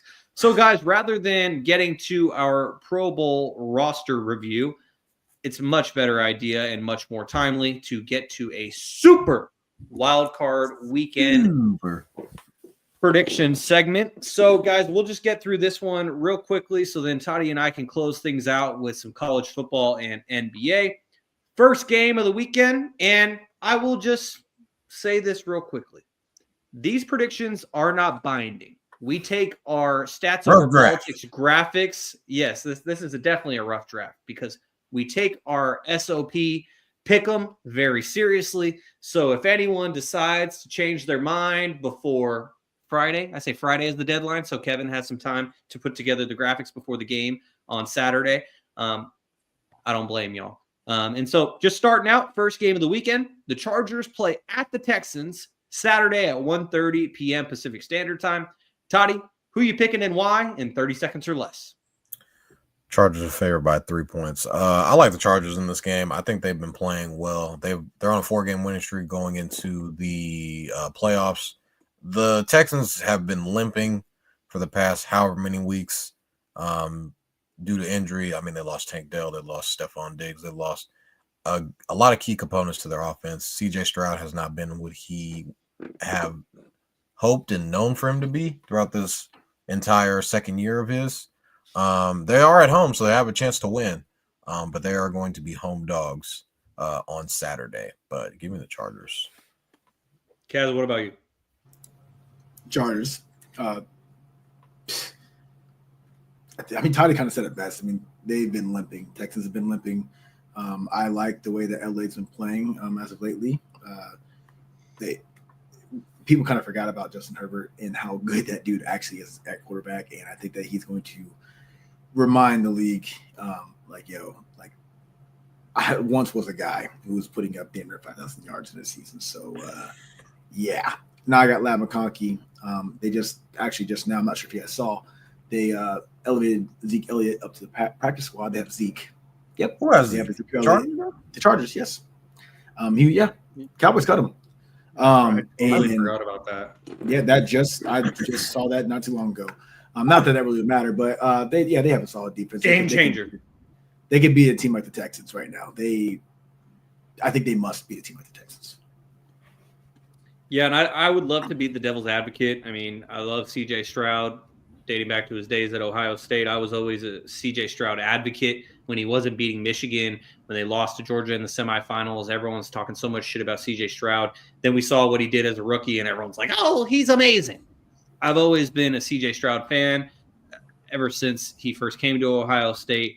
I love DeMeco Ryans dating back to his days as a 49ers coach. But for he's a jolly good fellow, that's what they say. And they do that chant in the Chargers locker room after every win. And talk about building a culture. That's exactly what Jim Harbaugh has done. And he has everyone on that team buying in.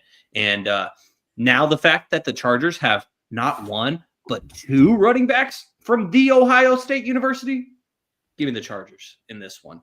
I called the Chargers making playoffs. The preseason preview. Called it.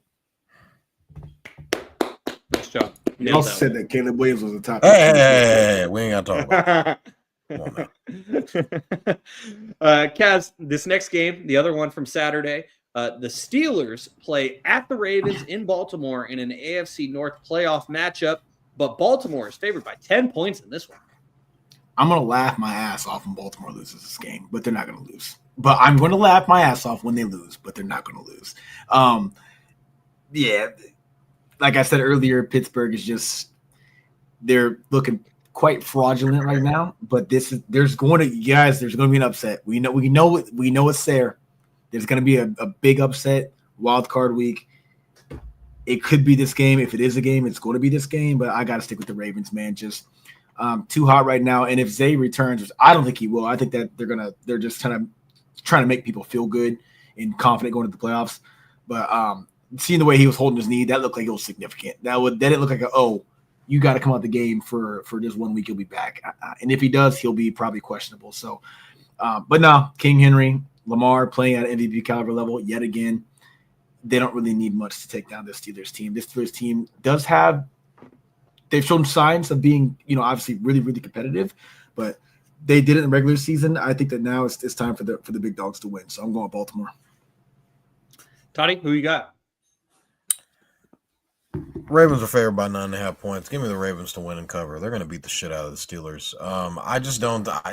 It's the flame has died a little bit. Like when Russ first came in, after Justin Fields was starting those first couple of games, I think he went like undefeated. Everybody was like, "We need a change. Can't push the ball down the field." Russell Wilson, I believe, came in. Forget which game that was where he came in. Like he had a really bad series. They were booing him, and then he just starts throwing bombs. Everybody loves him. These past couple of weeks have not been endearing to the Steelers. I don't know if you guys saw the interview with George Pickens about asking about him and Russell Wilson not being on the same page. Thought that was hilarious, and they were like, "Who said that?" Russ said that, and then he was just like, put a shiesty on and just didn't say anything after. So, I think Lamar and those boys are going to be rolling Derrick Henry back into the playoffs. He's going to have something to prove. Don't be afraid to take Derrick Henry to score 2 touchdowns in this game. But I do think the Ravens are going to win and they're going to cover. Last year, they were favored in their first home game against the Texans. I believe they were like closer to 10-point favorites in that game, and they ended up covering with pretty much ease in that game as well. I do see the same thing happening in this game. I get their divisional opponents, so but I just think the Steelers aren't where they need to be offensively to be able to keep up with the Ravens. Yeah, I agree with both of you. And to me, if the Ravens had this exact same roster without Derrick Henry, insert whatever other running back you want, aside from maybe like Saquon Barkley or Christian McCaffrey, then I would probably think that the Steelers have a much better chance of upsetting them. But this Ravens team, especially later in the season, has been much different with Derrick Henry. When Derrick Henry ended up on the Ravens, I was just like, this is a match made in heaven. And if there was ever a year, I know that the Bills and the Chiefs, they're legit. But if there was ever a year for the Ravens to go deep in the playoffs and actually get to the Super Bowl, this is the year. So I do think that the Steelers are on fraud alert. Sorry, Gary. Sorry, Cordell. But, I mean, like Kat said, it would be hilarious if the Ravens actually got upset in this game. And I wouldn't honestly be surprised if the Steelers won this game just because it's a division matchup. But to me, this is the Ravens' year to get to the Super Bowl. I'm saying that early. I'm saying it now. And so they got to get past the super wild card weekend. As that takes us to Sunday, Jaevon. And I think that this matchup is going to be better than some people think, as the Broncos play at the Bills 10 a.m. Pacific time on Sunday morning. Yeah, I'm just going to keep going on the gambler aspect of it. The Bills are favored by 8.5 in this game. Seems like a big number. I think it's going to come down to Bo Nix, rookie quarterback, in a playoff game in Buffalo, hostile territory. I think the Bills probably win and they probably cover in this game. I just think the Bills are a little bit, it's going to be overwhelming for the Broncos. I do think the Broncos will probably try to make it a game early on, and this will be something that the Bills end up pulling away with late. I think Bo Nix has shown us that he's as good as that he's really the guy that's the top 15 quarterback that I keep talking about. But I do think experience does play a huge factor in it. I think a lot of people aren't talking about the coaching matchup. I think Sean Payton has a coaching advantage in this game, given what he's been able to do in previous situations. Last time he was in the playoffs, I mean, hell, Drew Brees was quarterback, but this is a guy who's been starting in multiple playoff games, obviously won a Super Bowl. I do think Sean Payton has the coaching advantage, but obviously the gap in quarterback play, I would say, between Josh Allen and Bo Nix it's pretty big. So give me the Bills to win this game, win and cover. Kaz, who do you got in this matchup of Shaun versus Shaun head coaches? Bills at home all day. I think there'll be flashes of some greatness from Bo Nix. I could foresee him we saw, I think it was against, I don't even know who it was against. They came back, almost won, which would have been huge. What was that game 2 weeks ago? God, it doesn't really matter. Yeah. The Bengals. He was balling, man. It was just like immediate response to everything the Bengals was doing. And I'm not a believer in the Bills. I think Josh Allen is single-handedly carrying that team 110%. You subdue Josh Allen, you win. So I think that it could be a very good game. But, yeah, I mean, Bo Nix, I'm probably going to eat these words because you know what? This is what I was saying about Bo Nix early on. I was like, yeah, he's a rookie, though. Yeah, what if he just got it like that, man? What if he really just goes out there and says, man, fuck this shit. Fuck it. Because he's that kind of quarterback. He's shown it all season long, even though guys like me, I've doubted him the entire time. So I just think that he'll show signs of being great, but at the end of the day, there'll be a little bit of home field advantage. Who knows? There might be a blanket of snow all over that stadium like it usually is during the playoffs, just to kind of make things a little more difficult. And then on top of that, just Josh Allen. I think that it's just going to be an unfortunate game for the Broncos. So I hope it is good. I can foresee it being, like a 27-24 type game, but it'll probably be a blowout. Bills. I think it's going to be a single-digit game. The Bills are favored by 9 in this one. And I do think that it's going to be single digits, maybe even a one-score game. I mean, it's not saying much because single digits, one-score game is 8 points, just like we saw in the Buccaneers and Saints game. But as Toddy said earlier, I think that the Broncos keep it competitive and close early on. And Kaz, to your point, Bo Nix had a lot of experience in college, and that's what led to Sean Payton loving him so much.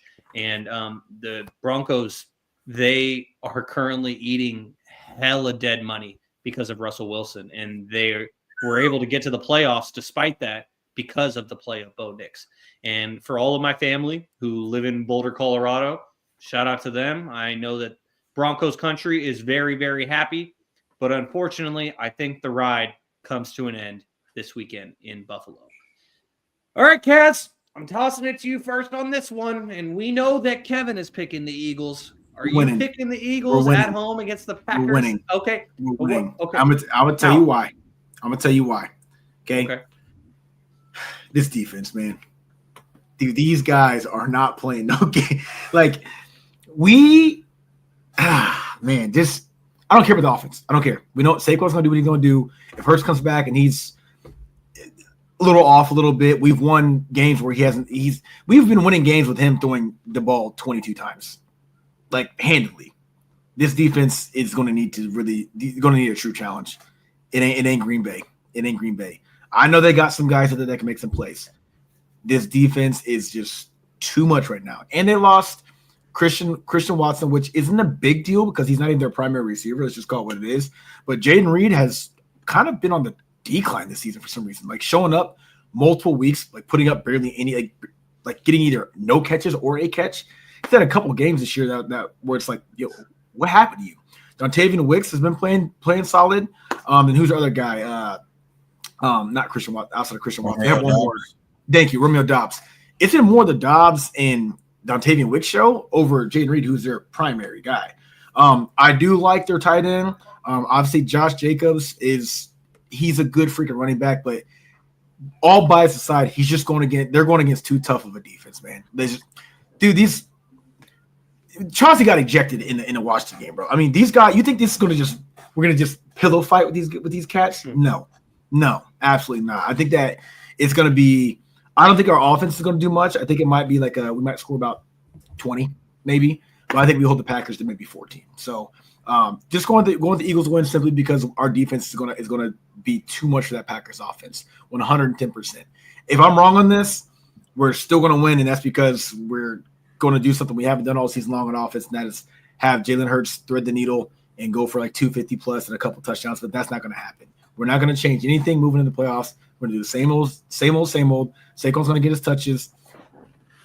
Defense going to show up and win it for us, guaranteed it. Scotty, who you got? I think the Eagles win this game. They're favored by 4 points. I'm not sure if they cover the spread. I'll probably hold off on that. I do think this is it'll be a closer matchup than a lot will think. I do think the quarterback matchup is pretty neck and neck. I think the running back matchup, although Saquon is the best running back in the league, I still think Josh Jacobs is very good.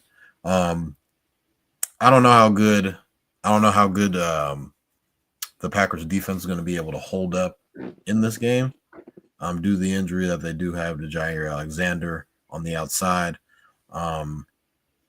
I think it's going to be a good game. I think it's going to be a good game. The first game that they played at the beginning of the year was pretty good. It was a shootout, although it was in Brazil, which was kind of weird. Terrible field out there. But I do think the Eagles will probably figure out a way to win at the link. I feel like they're the more talented team offensively and defensively. And I feel like Jalen Hurts is going to figure out a way to get this win. Don't know if they cover. They might sneak out a win by 3 points. But I do think the Eagles win. Sticking with the unanimous theme of our picks, I also have the Eagles. I would love to be a hater, but I said this a couple of weeks ago in the game in which the Eagles played at Washington before Jalen Hurts goes out with a concussion. But the Eagles are elite, and I don't use that word lightly. But to me, the Eagles and the Lions are elite. I'm always going to give the Chiefs their respect, and I'm going to put the Ravens in that conversation too. I don't know if I'm willing to go that far with the Bills. And so I actually think that the Eagles win this game by double digits. It's probably more so just the fact that I'm such a believer in the Eagles rather than anything that has to do with the Packers. And it really turns my stomach a little bit to say this about the Eagles, but this is stats over politics. I'm just going to give my honest opinion rather than politicking and hating on the Eagles. The Eagles are legit. The Eagles are going to win this game by double digits. If by somehow, some way, Jalen Hurts doesn't play in this game, then that's when I think it'll be closer. But I still got the Eagles winning, even if Jalen Hurts doesn't play. Which, that might be tough.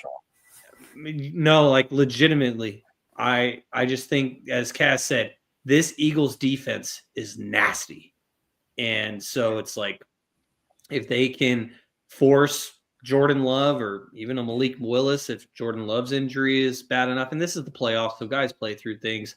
Concussion, you got to be cleared, so it's not really an injury that you can grit your way through.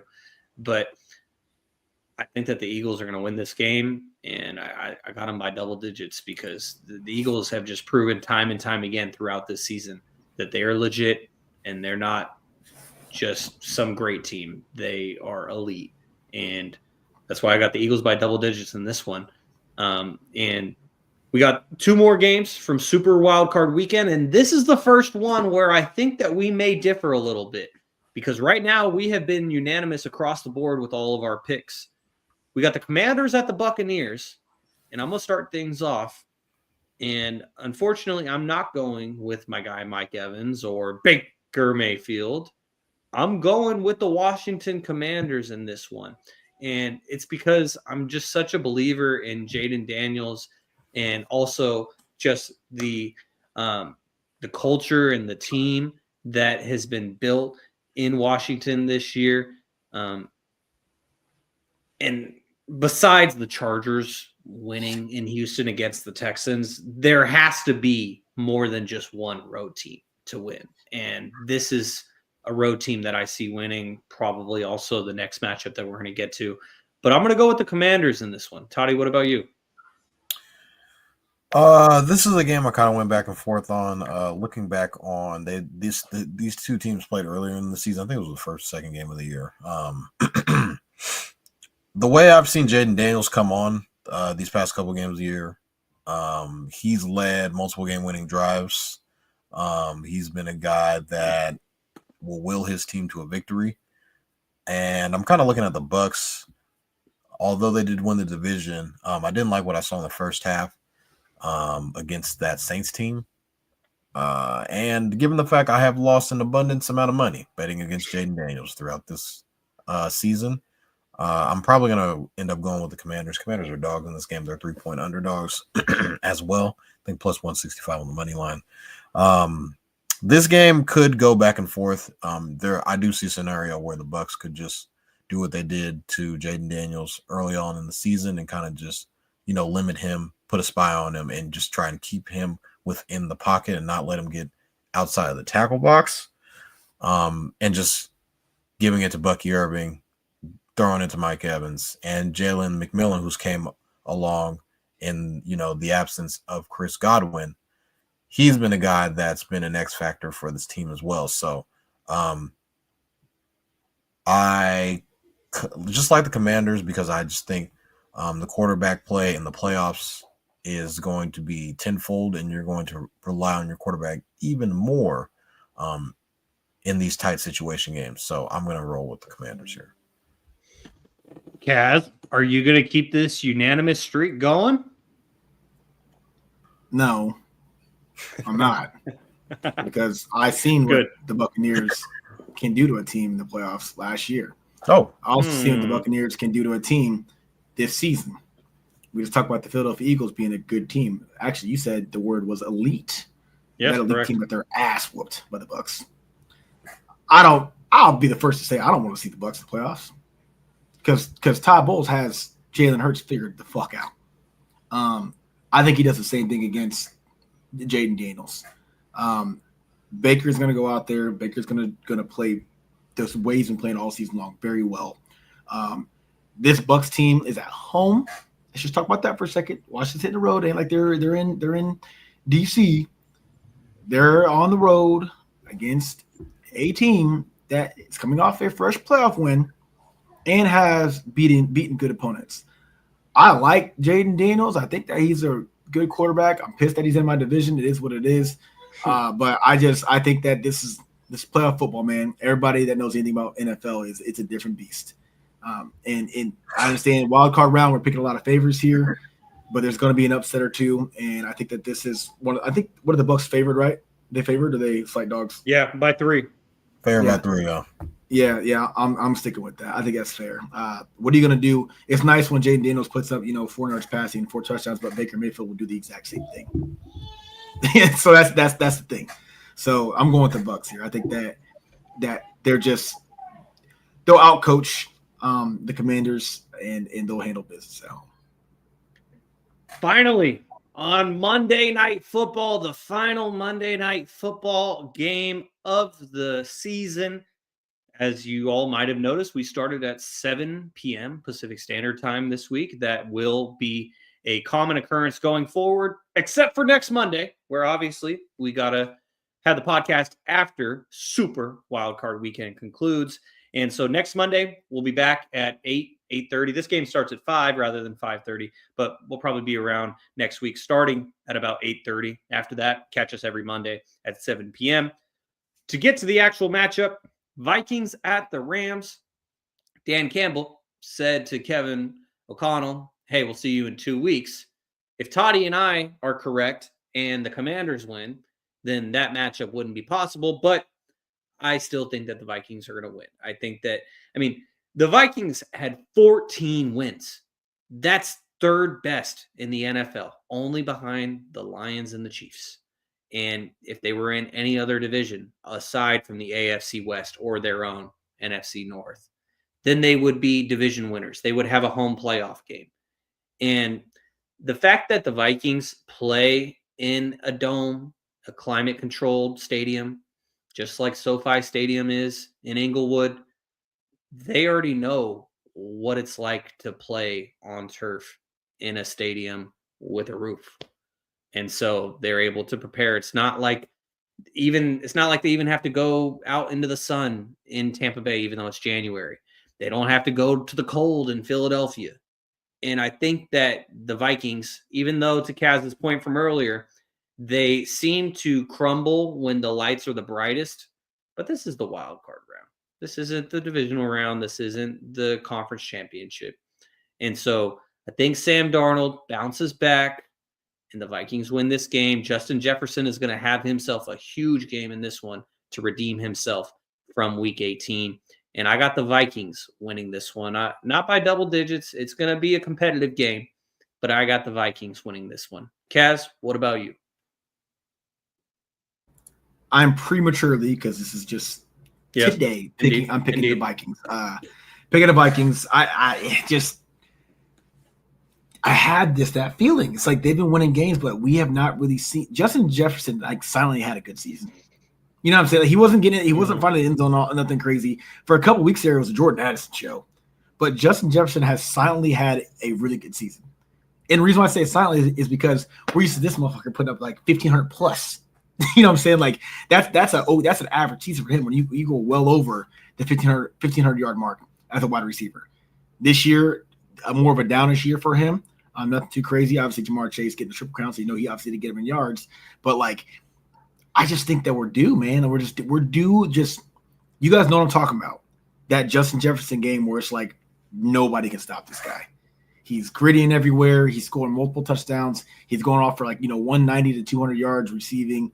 And if it's not that, I just think that we're past to just all around well-rounded game from just Minnesota. You can't come off of a stinker of a matchup like you had last week, and then just show up the playoffs and lay another egg. You just can't do that. So I think that the Rams are more than happy to be there. I think that Seattle would have put up a better fight personally because I was high on Seattle. But I'm going to go with the Vikings for right now. I think that they're just past due. Simple as that. All right, Toddy, who do you got in this one? Are you going to make it unanimous with the road team, the Minnesota Vikings?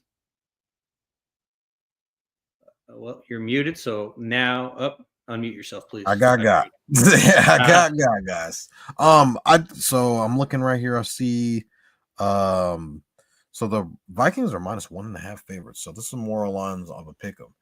I like the Ramley here, guys. I'm looking here at Matt Stafford, Puka Nacua, and Cooper Kupp. They were about to blow this team up once upon a time during the regular season. They go on an insane run. They beat the Niners. They beat Seattle, I believe it was. And they start winning a bunch of division games. They just kind of go on a run. Sean McVay is out there coaching the boys up. I think last week is yesterday. Last night, I think foreshadowed what we may or may not see from Sam Darnold going into the playoffs. This is Sam Darnold's first ever playoff game. A lot of people aren't talking about that. Matt Stafford has been on a couple of playoff runs and has won a Super Bowl. I think Puka Nacua is one of the better receivers in the league. I think Cooper Kupp will show up in playoff moments. I think Kyren Williams was stat-wise, he was third in rushing. Third in the whole entire league. And I think that kind of gets swept under the rug because obviously we talk about Saquon. He had 2,000 yards this year, which is pretty good. But I think, Kyren Williams stood out in, a lot this season. And I think once upon a time, guys, this was the same team that beat the Minnesota Vikings earlier this year. Now, I think it was on they had a short week going into it. Yep. It was right after they lost their first game. Yeah, so that might play a role into it, but I feel like and I think there was a crazy call that there was a face mask that didn't get called in that game or something against Sam Darnold. But I think the Rams, they're at home. How much of a home game is it going to be? Because there's probably going to be a bunch of Vikings fans there. I think the Rams won this game. I'm going with Stafford. I'm going with the better quarterback, in my opinion. I think both of you guys could agree with me. Stafford's probably the better quarterback. Yeah, definitely. So I'm gonna roll with. I'm gonna pick the Rams here. All right. I like it. And with that, that concludes our NFL segment for this week. And as we're coming up on the 2-hour mark, we are going to fly through these last two segments. But before we do, Kaz, we will bid you adieu. Thank you for joining us as always. We appreciate you. Appreciate you, fellas. Take care, y'all. Brother Cass. Yes, sir. Yes, sir. All right. So, Jaevon, I know we're running short for time, so let's just get to some college football and some NBA real quickly, as the college football playoff quarterfinals happened this past week, and all the top 4 seeds got knocked out. That was very, very, very quick. And starting off with the game that happened on Friday night, as number 6 Penn State beat number 3 Boise State 31-14. Then that takes us to the next day. I said Friday night. I was thinking actually New Year's Eve. But then on New Year's Day, number 5 Texas beats number 4 Arizona State 39-31 in double overtime. And number 8 Ohio State beats number 1 Oregon 41-21. And then due to the tragedy that happened in New Orleans, the Notre Dame and Georgia game got pushed back a day to the 2nd. And number 7 Notre Dame beat number 2 Georgia 23-20. So, Toddy, I apologize. I missed what you said there, but just what did you think about the quarterfinals overall and the fact that the top 4 seeds in this first year of the expanded playoff, top 4 seeds are all out? I was really shocked about the Penn State Boise State game. I think a lot of people kind of could guess that was going to go Penn State's way. I just think that they were outmatched. Put up a little bit of a fight towards the end, but I thought Penn State ended up pulling away with it. The second game, which was the Arizona-Texas game, thought that game was going to be a rout going into it. Texas scored basically the first time they touched the ball, and then they get a punt return for a touchdown. That was pretty much it. And then it became the Cam Scatterboo show. Sacramento State, he's from Rio Linda, has been on record saying nobody can stop me. I'm the best running back in the country. He showed his ass in that game. I thought that he's a tough guy to bring him down. Tough SOB. Put on a show for a bunch of NFL scouts he's going to throw his hat in the ring as one of the top running backs to come out this year. But I think it just kind of came down to the wire. A lot of people were talking about that targeting call that should have been targeting or not. I don't think you try to put it in the hands of the refs there. But that was, I think, an instant classic, one of the better games in this first 12-team playoff. As far as the Ohio State Oregon game, that, as Shaun is zooming in on his face for our audio listeners, Ohio State beat the brakes off of Oregon. I was dead wrong in this game. This is a game that I thought Oregon would have won. I wouldn't say handedly, but I thought Oregon would. It would be a close game. Ohio State they're on a warpath right now. Ever since they lost to Michigan, they've been a team that is taking no prisoners. They beat the shit out of Tennessee. They beat the shit out of literally the number 1 team in the country. They were undefeated. They were the Big Ten champions. They were the number 1 overall seed. And Ohio State proceeded to beat them by 20 points. I don't know if 34-0. Yeah, I don't know if anybody's gonna be able to stop this team. If Will Howard plays like this is where has this Will Howard been all season? This is the guy that I've been trying to find. Like, where has this guy been? Jeremiah Smith, a lot of people are saying he could probably play in the NFL right now. I don't disagree. I don't disagree. I saw a crazy video of Jeremiah Smith. He was committed to Florida State.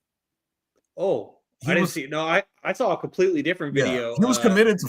There was like a video of him. He was talking about it was like a Florida State, some type of blog video, but he was wearing like a Florida State beanie, and they were talking about him. They're like, yeah, so what do you think about blah blah blah, the National Signing Day? He's like, yeah, I'm committed to Florida State.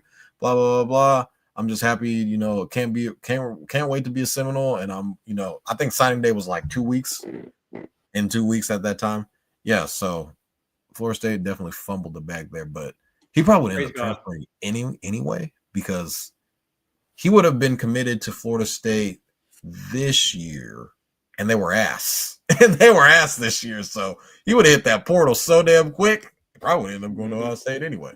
Right. But yeah, he's a monster. That entire team is just If you can't stop Jeremiah Smith, then you're gonna have to somehow figure out to stop the run game. And Travion Henderson and Quinshon Judkins, if those guys are doing what they did this past week, you can't stop them.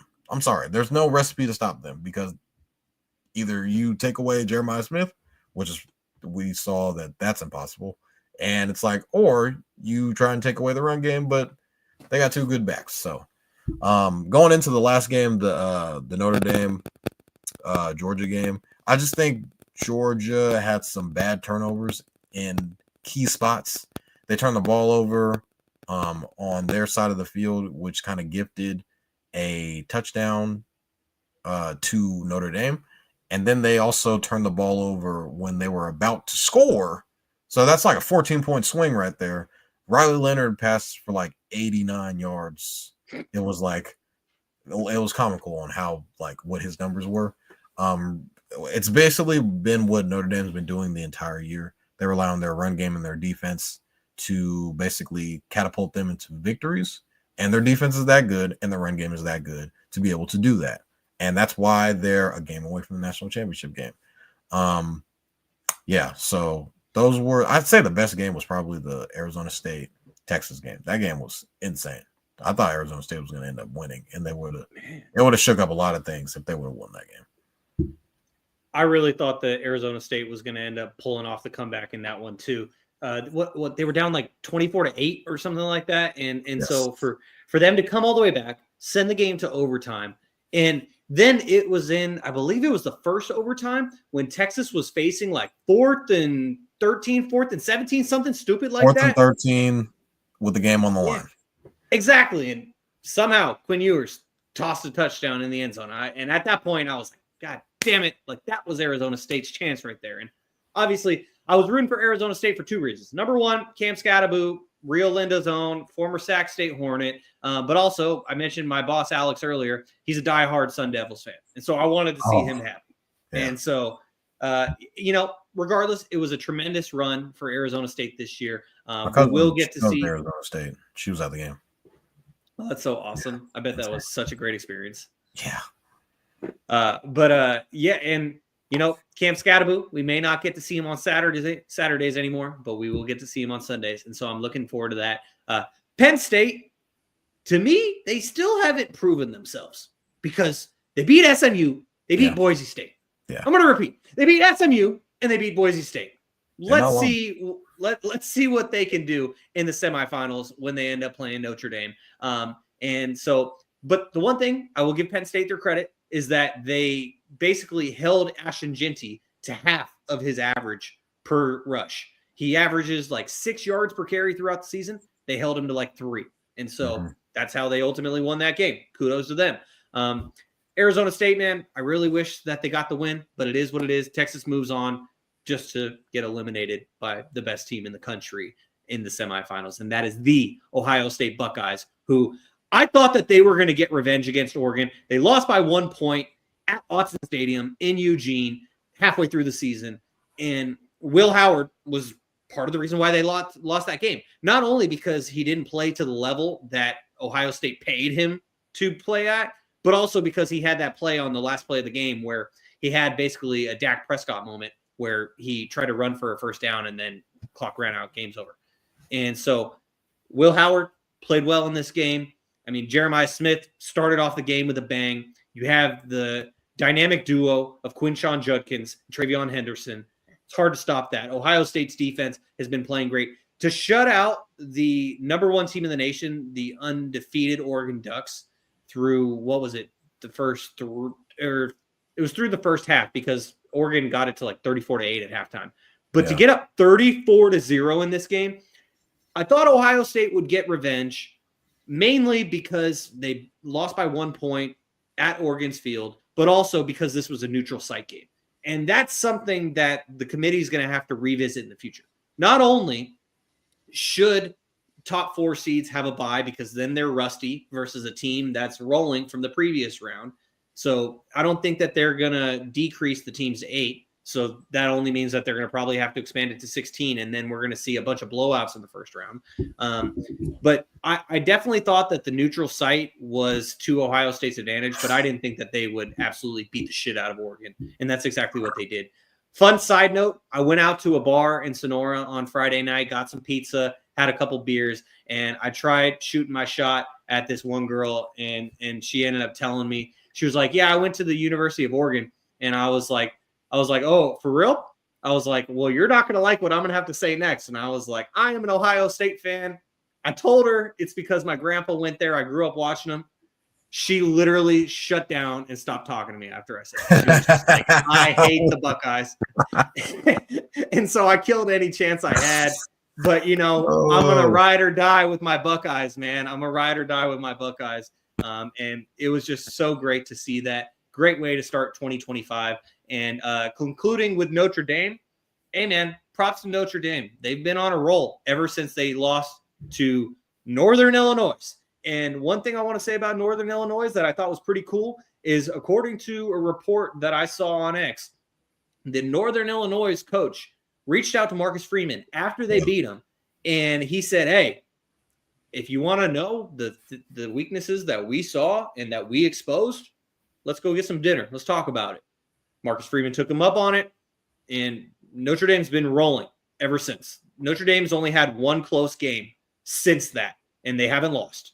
And so props to them. I think Notre Dame is going to beat Penn State, and obviously I got my Buckeyes. But, Toddy, now just to do a quick preview of the semifinals, starting out with Thursday's game at 4:30 p.m. Pacific Standard Time, number 7 Notre Dame versus number 6 Penn State. Who do you got and why? I like the Nittany Lions in this game. I think they have the quarterback advantage. I like Drew Aller. I think I did see something about Abdul Carter. I don't know if you saw him post like a Star Wars reference. It was basically like of Darth Vader, and he's like going into he's like healing basically. So he got hurt in this game, and he's basically going to end up playing. I think Penn State is going to try and force Riley Leonard to throw the ball. I feel like they're going to load the box. Jeremiah Love, the star running back for Notre Dame, has been iffy on health. I'm not sure if he's going to play in this game, but he is going to be something to look out for on if he's going to play or not. I do think they're going to load the box and say Riley Leonard beat us on the outside. And Penn State's strength on defense is their corners. They're one of the top defense against the pass throughout the entire country. And I do think that James Franklin is going to make Riley Leonard beat him, not with his legs, but with his arm.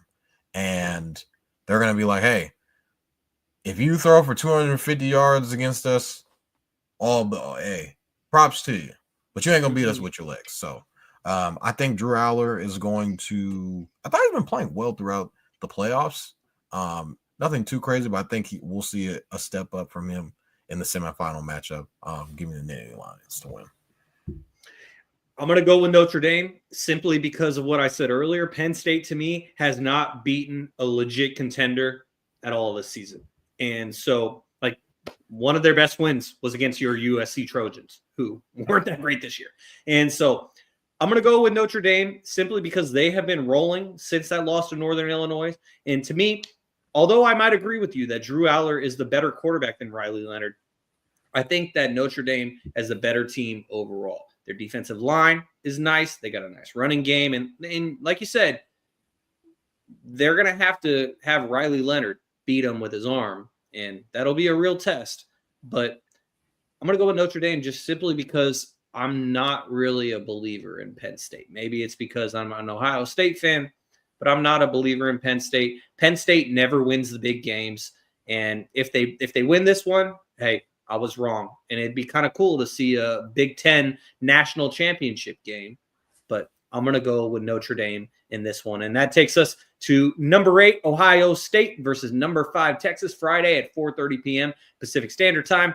No surprise, I'm going with the best team in the country, the Ohio State Buckeyes. Texas barely snuck by Cam Scatterbo in Arizona State. What makes you think that, if they couldn't stop Cam Scatterbo, and this isn't shade to Cam Scatterbo because I am one of his biggest fans. But if they couldn't stop Cam Scatterbo, what makes you think that they're going to stop Quinshon Judkins and Travion Henderson? Oh, yeah, and then there's Jeremiah Smith. Oh, wait, Will Howard? He's actually playing like a $20 million quarterback now? And I'm gonna cut myself short for time there. But I got the Buckeyes, simply put. Buckeyes by double digits. Yeah, Ohio State's favored by 6 points in this game. I think the Ohio State's going to win. I just think they've been they've been flexing their muscles throughout this entire season. Texas gets very stagnant. I feel like they end up getting a lead, like early on in games. They kind of just sit on the lead. They get stagnant on offense. And I am a really cool matchup to see is the trenches between Ohio State's D-line versus Texas's offensive line, which are two strengths, I think, for both teams. I wonder about Ohio State's DBs, but I don't think they've really been tested throughout this entire playoff like that. We have seen in past, I feel like the only time where Ohio State's DBs were vulnerable was the game against Oregon at Autzen Stadium when they had Tez Johnson and Evan Stewart, but Evan Stewart didn't play in the Rose Bowl game. Yep. I don't think Texas's receivers, I don't know if they're as good as Oregon's receivers. So I don't know if Ohio State's going to get tested. I don't know if their DBs are going to get tested this game. Is this the best quarterback that they played in the playoff? Probably. Yeah, Quinn Ewers. Sure. So, it could be a good game. But I just think it's going to be overwhelming for Texas. Ohio State's just a bulldozer. They're just whoever's in their way, you're just going to get bulldozed. Like I thought Tennessee was a good team. They beat the shit out of them. I thought literally Oregon was the number one team, like the best team throughout the entire playoff. They beat the shit out of them by 20 points. So, I mean, it's just, what is Texas going to do? I feel like if Ohio State gets up early, it's going to be a long day for Texas. Yeah, and also the only thing that hasn't been mentioned, although Quinn Ewers is the best quarterback that Ohio State has probably played this season, let's not forget that Quinn Ewers took a little one-year vacation out to Columbus, got some NIL deals before it was legit in salty Texas. about that. I may be a tiny bit salty, but my overall point is, because obviously Ohio State paid to get the quarterback they have now, but my point in bringing that up is Quinn Ewers was in Ohio State's system, so they know him better than they would know the average opposing quarterback, is my overall point there. Didn't think about it. So, that's just what I'm getting to there. They might have a better shot with Arch Manning, and it's just because they don't know Arch Manning as well as they know Quinn Ewers. Do we see Arch Manning in this game? Like, if it gets late and it's like, hey, man, we need something to go on. I wouldn't be surprised. I would not be surprised at all. So, Toddy and I both got the Buckeyes. I'm sure Kevin has the Buckeyes as well, but we are split on Penn State and Notre Dame. It'll be interesting to see where Kevin goes with that matchup. Toddy, do we have time, 5 minutes real quickly to get to some NBA? Because, the Sacramento Kings, Jimmy and the Sacramento Kings fired their head coach, Mike Brown, the guy who led them back to the playoffs, broke the drought, 2 winning seasons, and 5 consecutive home losses. Monty McNair said, you're out. And basically all I have to say about this is I was extremely pissed off when this happened. This happened like 10 days, 2 weeks ago. It's been a minute, but I was pissed when this happened. It still doesn't make sense to me. Mike Brown is the first successful coach that you have had since Rick Adelman, and there's like 10 others in between. It just didn't make sense to me. Still doesn't make sense. The Kings lost their first game under interim head coach Doug Christie, and they have won 4 games in a row. The Sacramento Kings, you might have seen me looking to the left on the screen to my right. Sacramento Kings were trailing the Miami Heat without Jimmy Butler by 17 points in the fourth quarter. The game is now tied with 13 seconds left. So we'll see if the Kings can make it 5 in a row under head coach Doug Christie to get him to 5-1. But just real quickly, Toddy, what did you think of, as from the outsider's perspective, of the Kings firing Mike Brown? I'm not necessarily on the wagon of, Mike Brown should have been fired.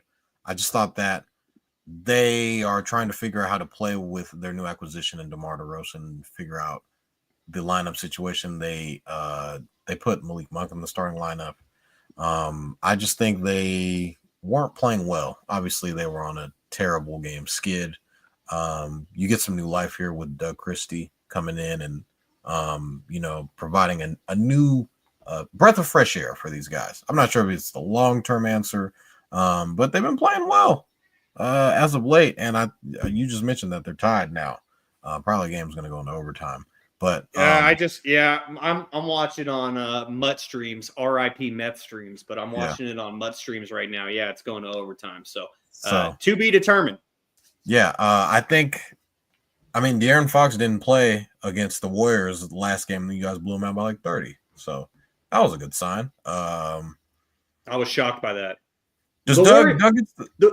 I just got to say, the Warriors were on a second night of a back-to-back, but that still shocked me because Steph didn't play on the first night of the back-to-back, and it was a back-to-back at home. So it's not like they had to travel anywhere. And for the Kings, without De'Aaron Fox, to absolutely beat the shit out of the Warriors and get out to a 15-point lead in the first quarter, that shocked me. But what was your question about Doug? I was saying, does Doug get the rest of the season? Oh, for sure. Without a doubt. I mean, he better.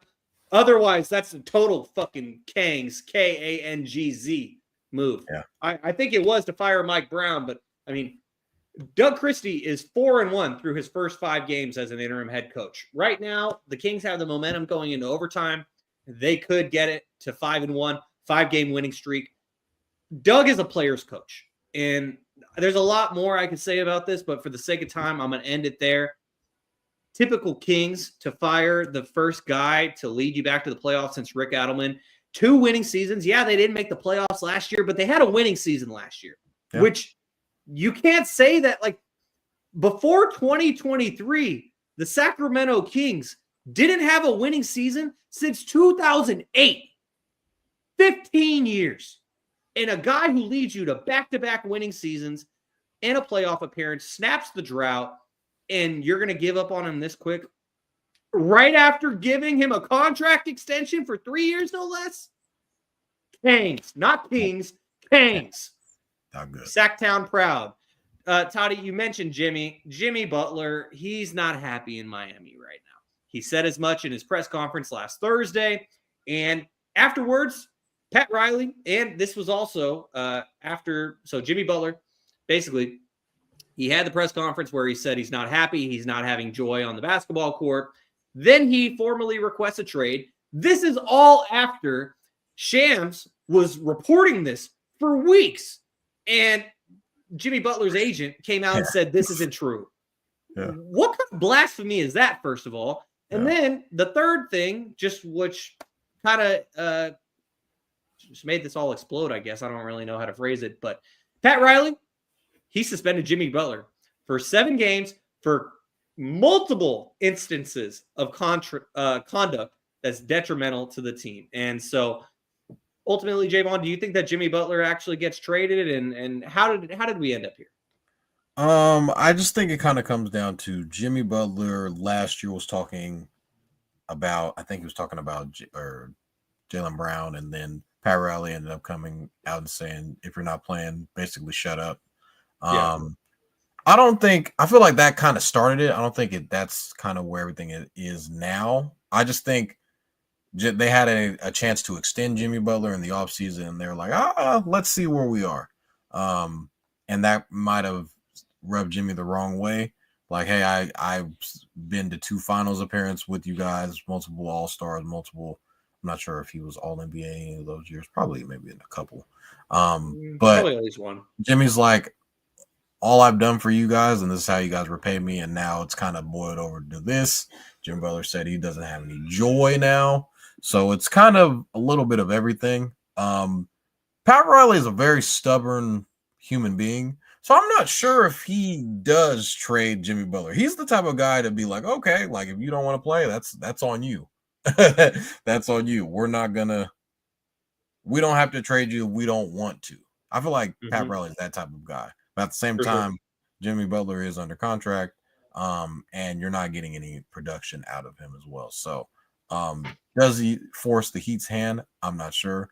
But, I mean, Pat Riley has fell out with guys like, oh, I don't know, Dwayne Wade, LeBron James, Shaquille O'Neal. Like, these are guys that he's had in the past where it's like Hall of Famers. Hall of Fame guys. Like, literally, you're probably the best player in franchise history. Let him walk to Chicago. Like, stupid. What do you think he's going to do to you, Jimmy Butler? So, I don't know. I don't know. Pat trades him. I think he just sits on him. He's like, hey man, if you want to pout, all right, you're still in a contract. But at the same time, Jimmy Butler does have a player option of $55 million at the end of this year. So he could have just opted into that and be like, joke's on you. Joke's on. But at the same time, you don't know if you want to extend Jimmy Butler because he is 36 years old. It's pretty old. Yeah, that's a good point, and I think you nailed it when it came to Pat Riley. He's like, you know what, you want to go to war? I'm not the guy to go to war with. And if Jimmy Butler were to be traded, I feel like the best destination for him is Phoenix. We just saw Phoenix. They benched Yusuf Nurkic. They benched Bradley Beal. Bradley Beal is making $60 million a year to come off the bench. Like that is crazy. That just does not make sense. So the Heat, they would not want Bradley Beal's contract in return in a trade. So it would have to be a 3-team trade. But I feel like eventually it's going to come down to Jimmy Butler being traded to the Phoenix Suns, Bradley Beal being traded somewhere to a third team, and then the Heat getting assets from another team and probably a little bit from Phoenix, whatever Phoenix has to give. But it'll be interesting, and we will continue to talk about it here on Stats Over Politics. But we are coming up on 2.5 hours, so it's time to go. Toddy, thank you to you for sticking with me on this long episode. I appreciate you. I appreciate Sophia and Mako for bearing with us here on this long episode. Luckily, we started tonight at 7 o'clock rather than 8:30, so it's not 11 p.m. right now. But it's time to go. Any closing thoughts, Toddy, for the audience? John Cena's on a farewell tour. I thought he retired already. What's going on with that? I thought he retired already. Nah, he came out at it was Money in the Bank last year, and that was his announcement to say 2025 will be his last year. So he's gonna be basically full time for the entire calendar year of 2025. And I was watching the first Monday Night Raw on Netflix before we started the show, and he cut a hell of a promo just where he was like, yeah, this is it for me, blah, blah, blah, blah, blah. He was saying, oh, all the fans want to see me get the record-breaking 17th World Championship reign. And John Cena literally went, that's not going to happen. And he just totally just like killed everyone's hopes and dreams. And then he was like, but this is WWE. Never say never. And then he was like, it's going to take a miracle. And then he's like, you know how miracles happen? You got to win the Royal Rumble first. He's like, I'm not just going to be in the Royal Rumble. I'm going to win the Royal Rumble. Typical WWE style. And John Cena is my all-time favorite from my childhood. And this is still a WWE fan to this day. Shout out to James. Shout out to Julian and all of our other friends who still watch WWE to this day. And Toddy, I know you're a little bit of a casual. And when it comes to WWE, still checking it out from here and there. You'll send me something on Instagram and you'll be like, what does this mean? But yeah, man, John Cena, my all-time favorite. I'm going to miss him, but at least we get a bit of a farewell tour just like Kobe. And yeah, WWE scripted, but so is all of your favorite television shows. And so I'm going to enjoy it. I know a lot of other people are going to enjoy it. Shout out to John Cena. It's been a hell of a career. And that's going to do it for episode number 130 of Stats Over Politics, the first of 2025. Toddy, we have been at it here on Stats Over Politics since 2022, and here we are entering our 4th year of Stats Over Politics. Going to have our 3-year anniversary coming up towards the end of this year, and so that's an accomplishment in itself. It's been a pleasure to record this podcast alongside you and Kevin ever since then, and that's going to do it for episode number 130. Make sure to give us a like on YouTube. Helps us a lot. And if you enjoy the podcast, hit subscribe to get notifications when we go live. You can follow us on Instagram and TikTok at Stats Over Politics and on X at Stats or Politics. Make sure to subscribe, rate, and review on all podcast platforms. And if you're enjoying the show, give us those 5 stars. We'd really appreciate it. As you guys have been tuning in to episode number 130 of Stats Over Politics, for my guys, Jaevon, Toddy, Kaz Johnson, and Kevin Dett, I've been your host, Shaun Holko. Thank you for tuning in, and we will see you next Monday, 8:30 p.m. Pacific Standard Time after Super Wild Card Weekend here on Stats Over Politics. Peace. Peace. Make us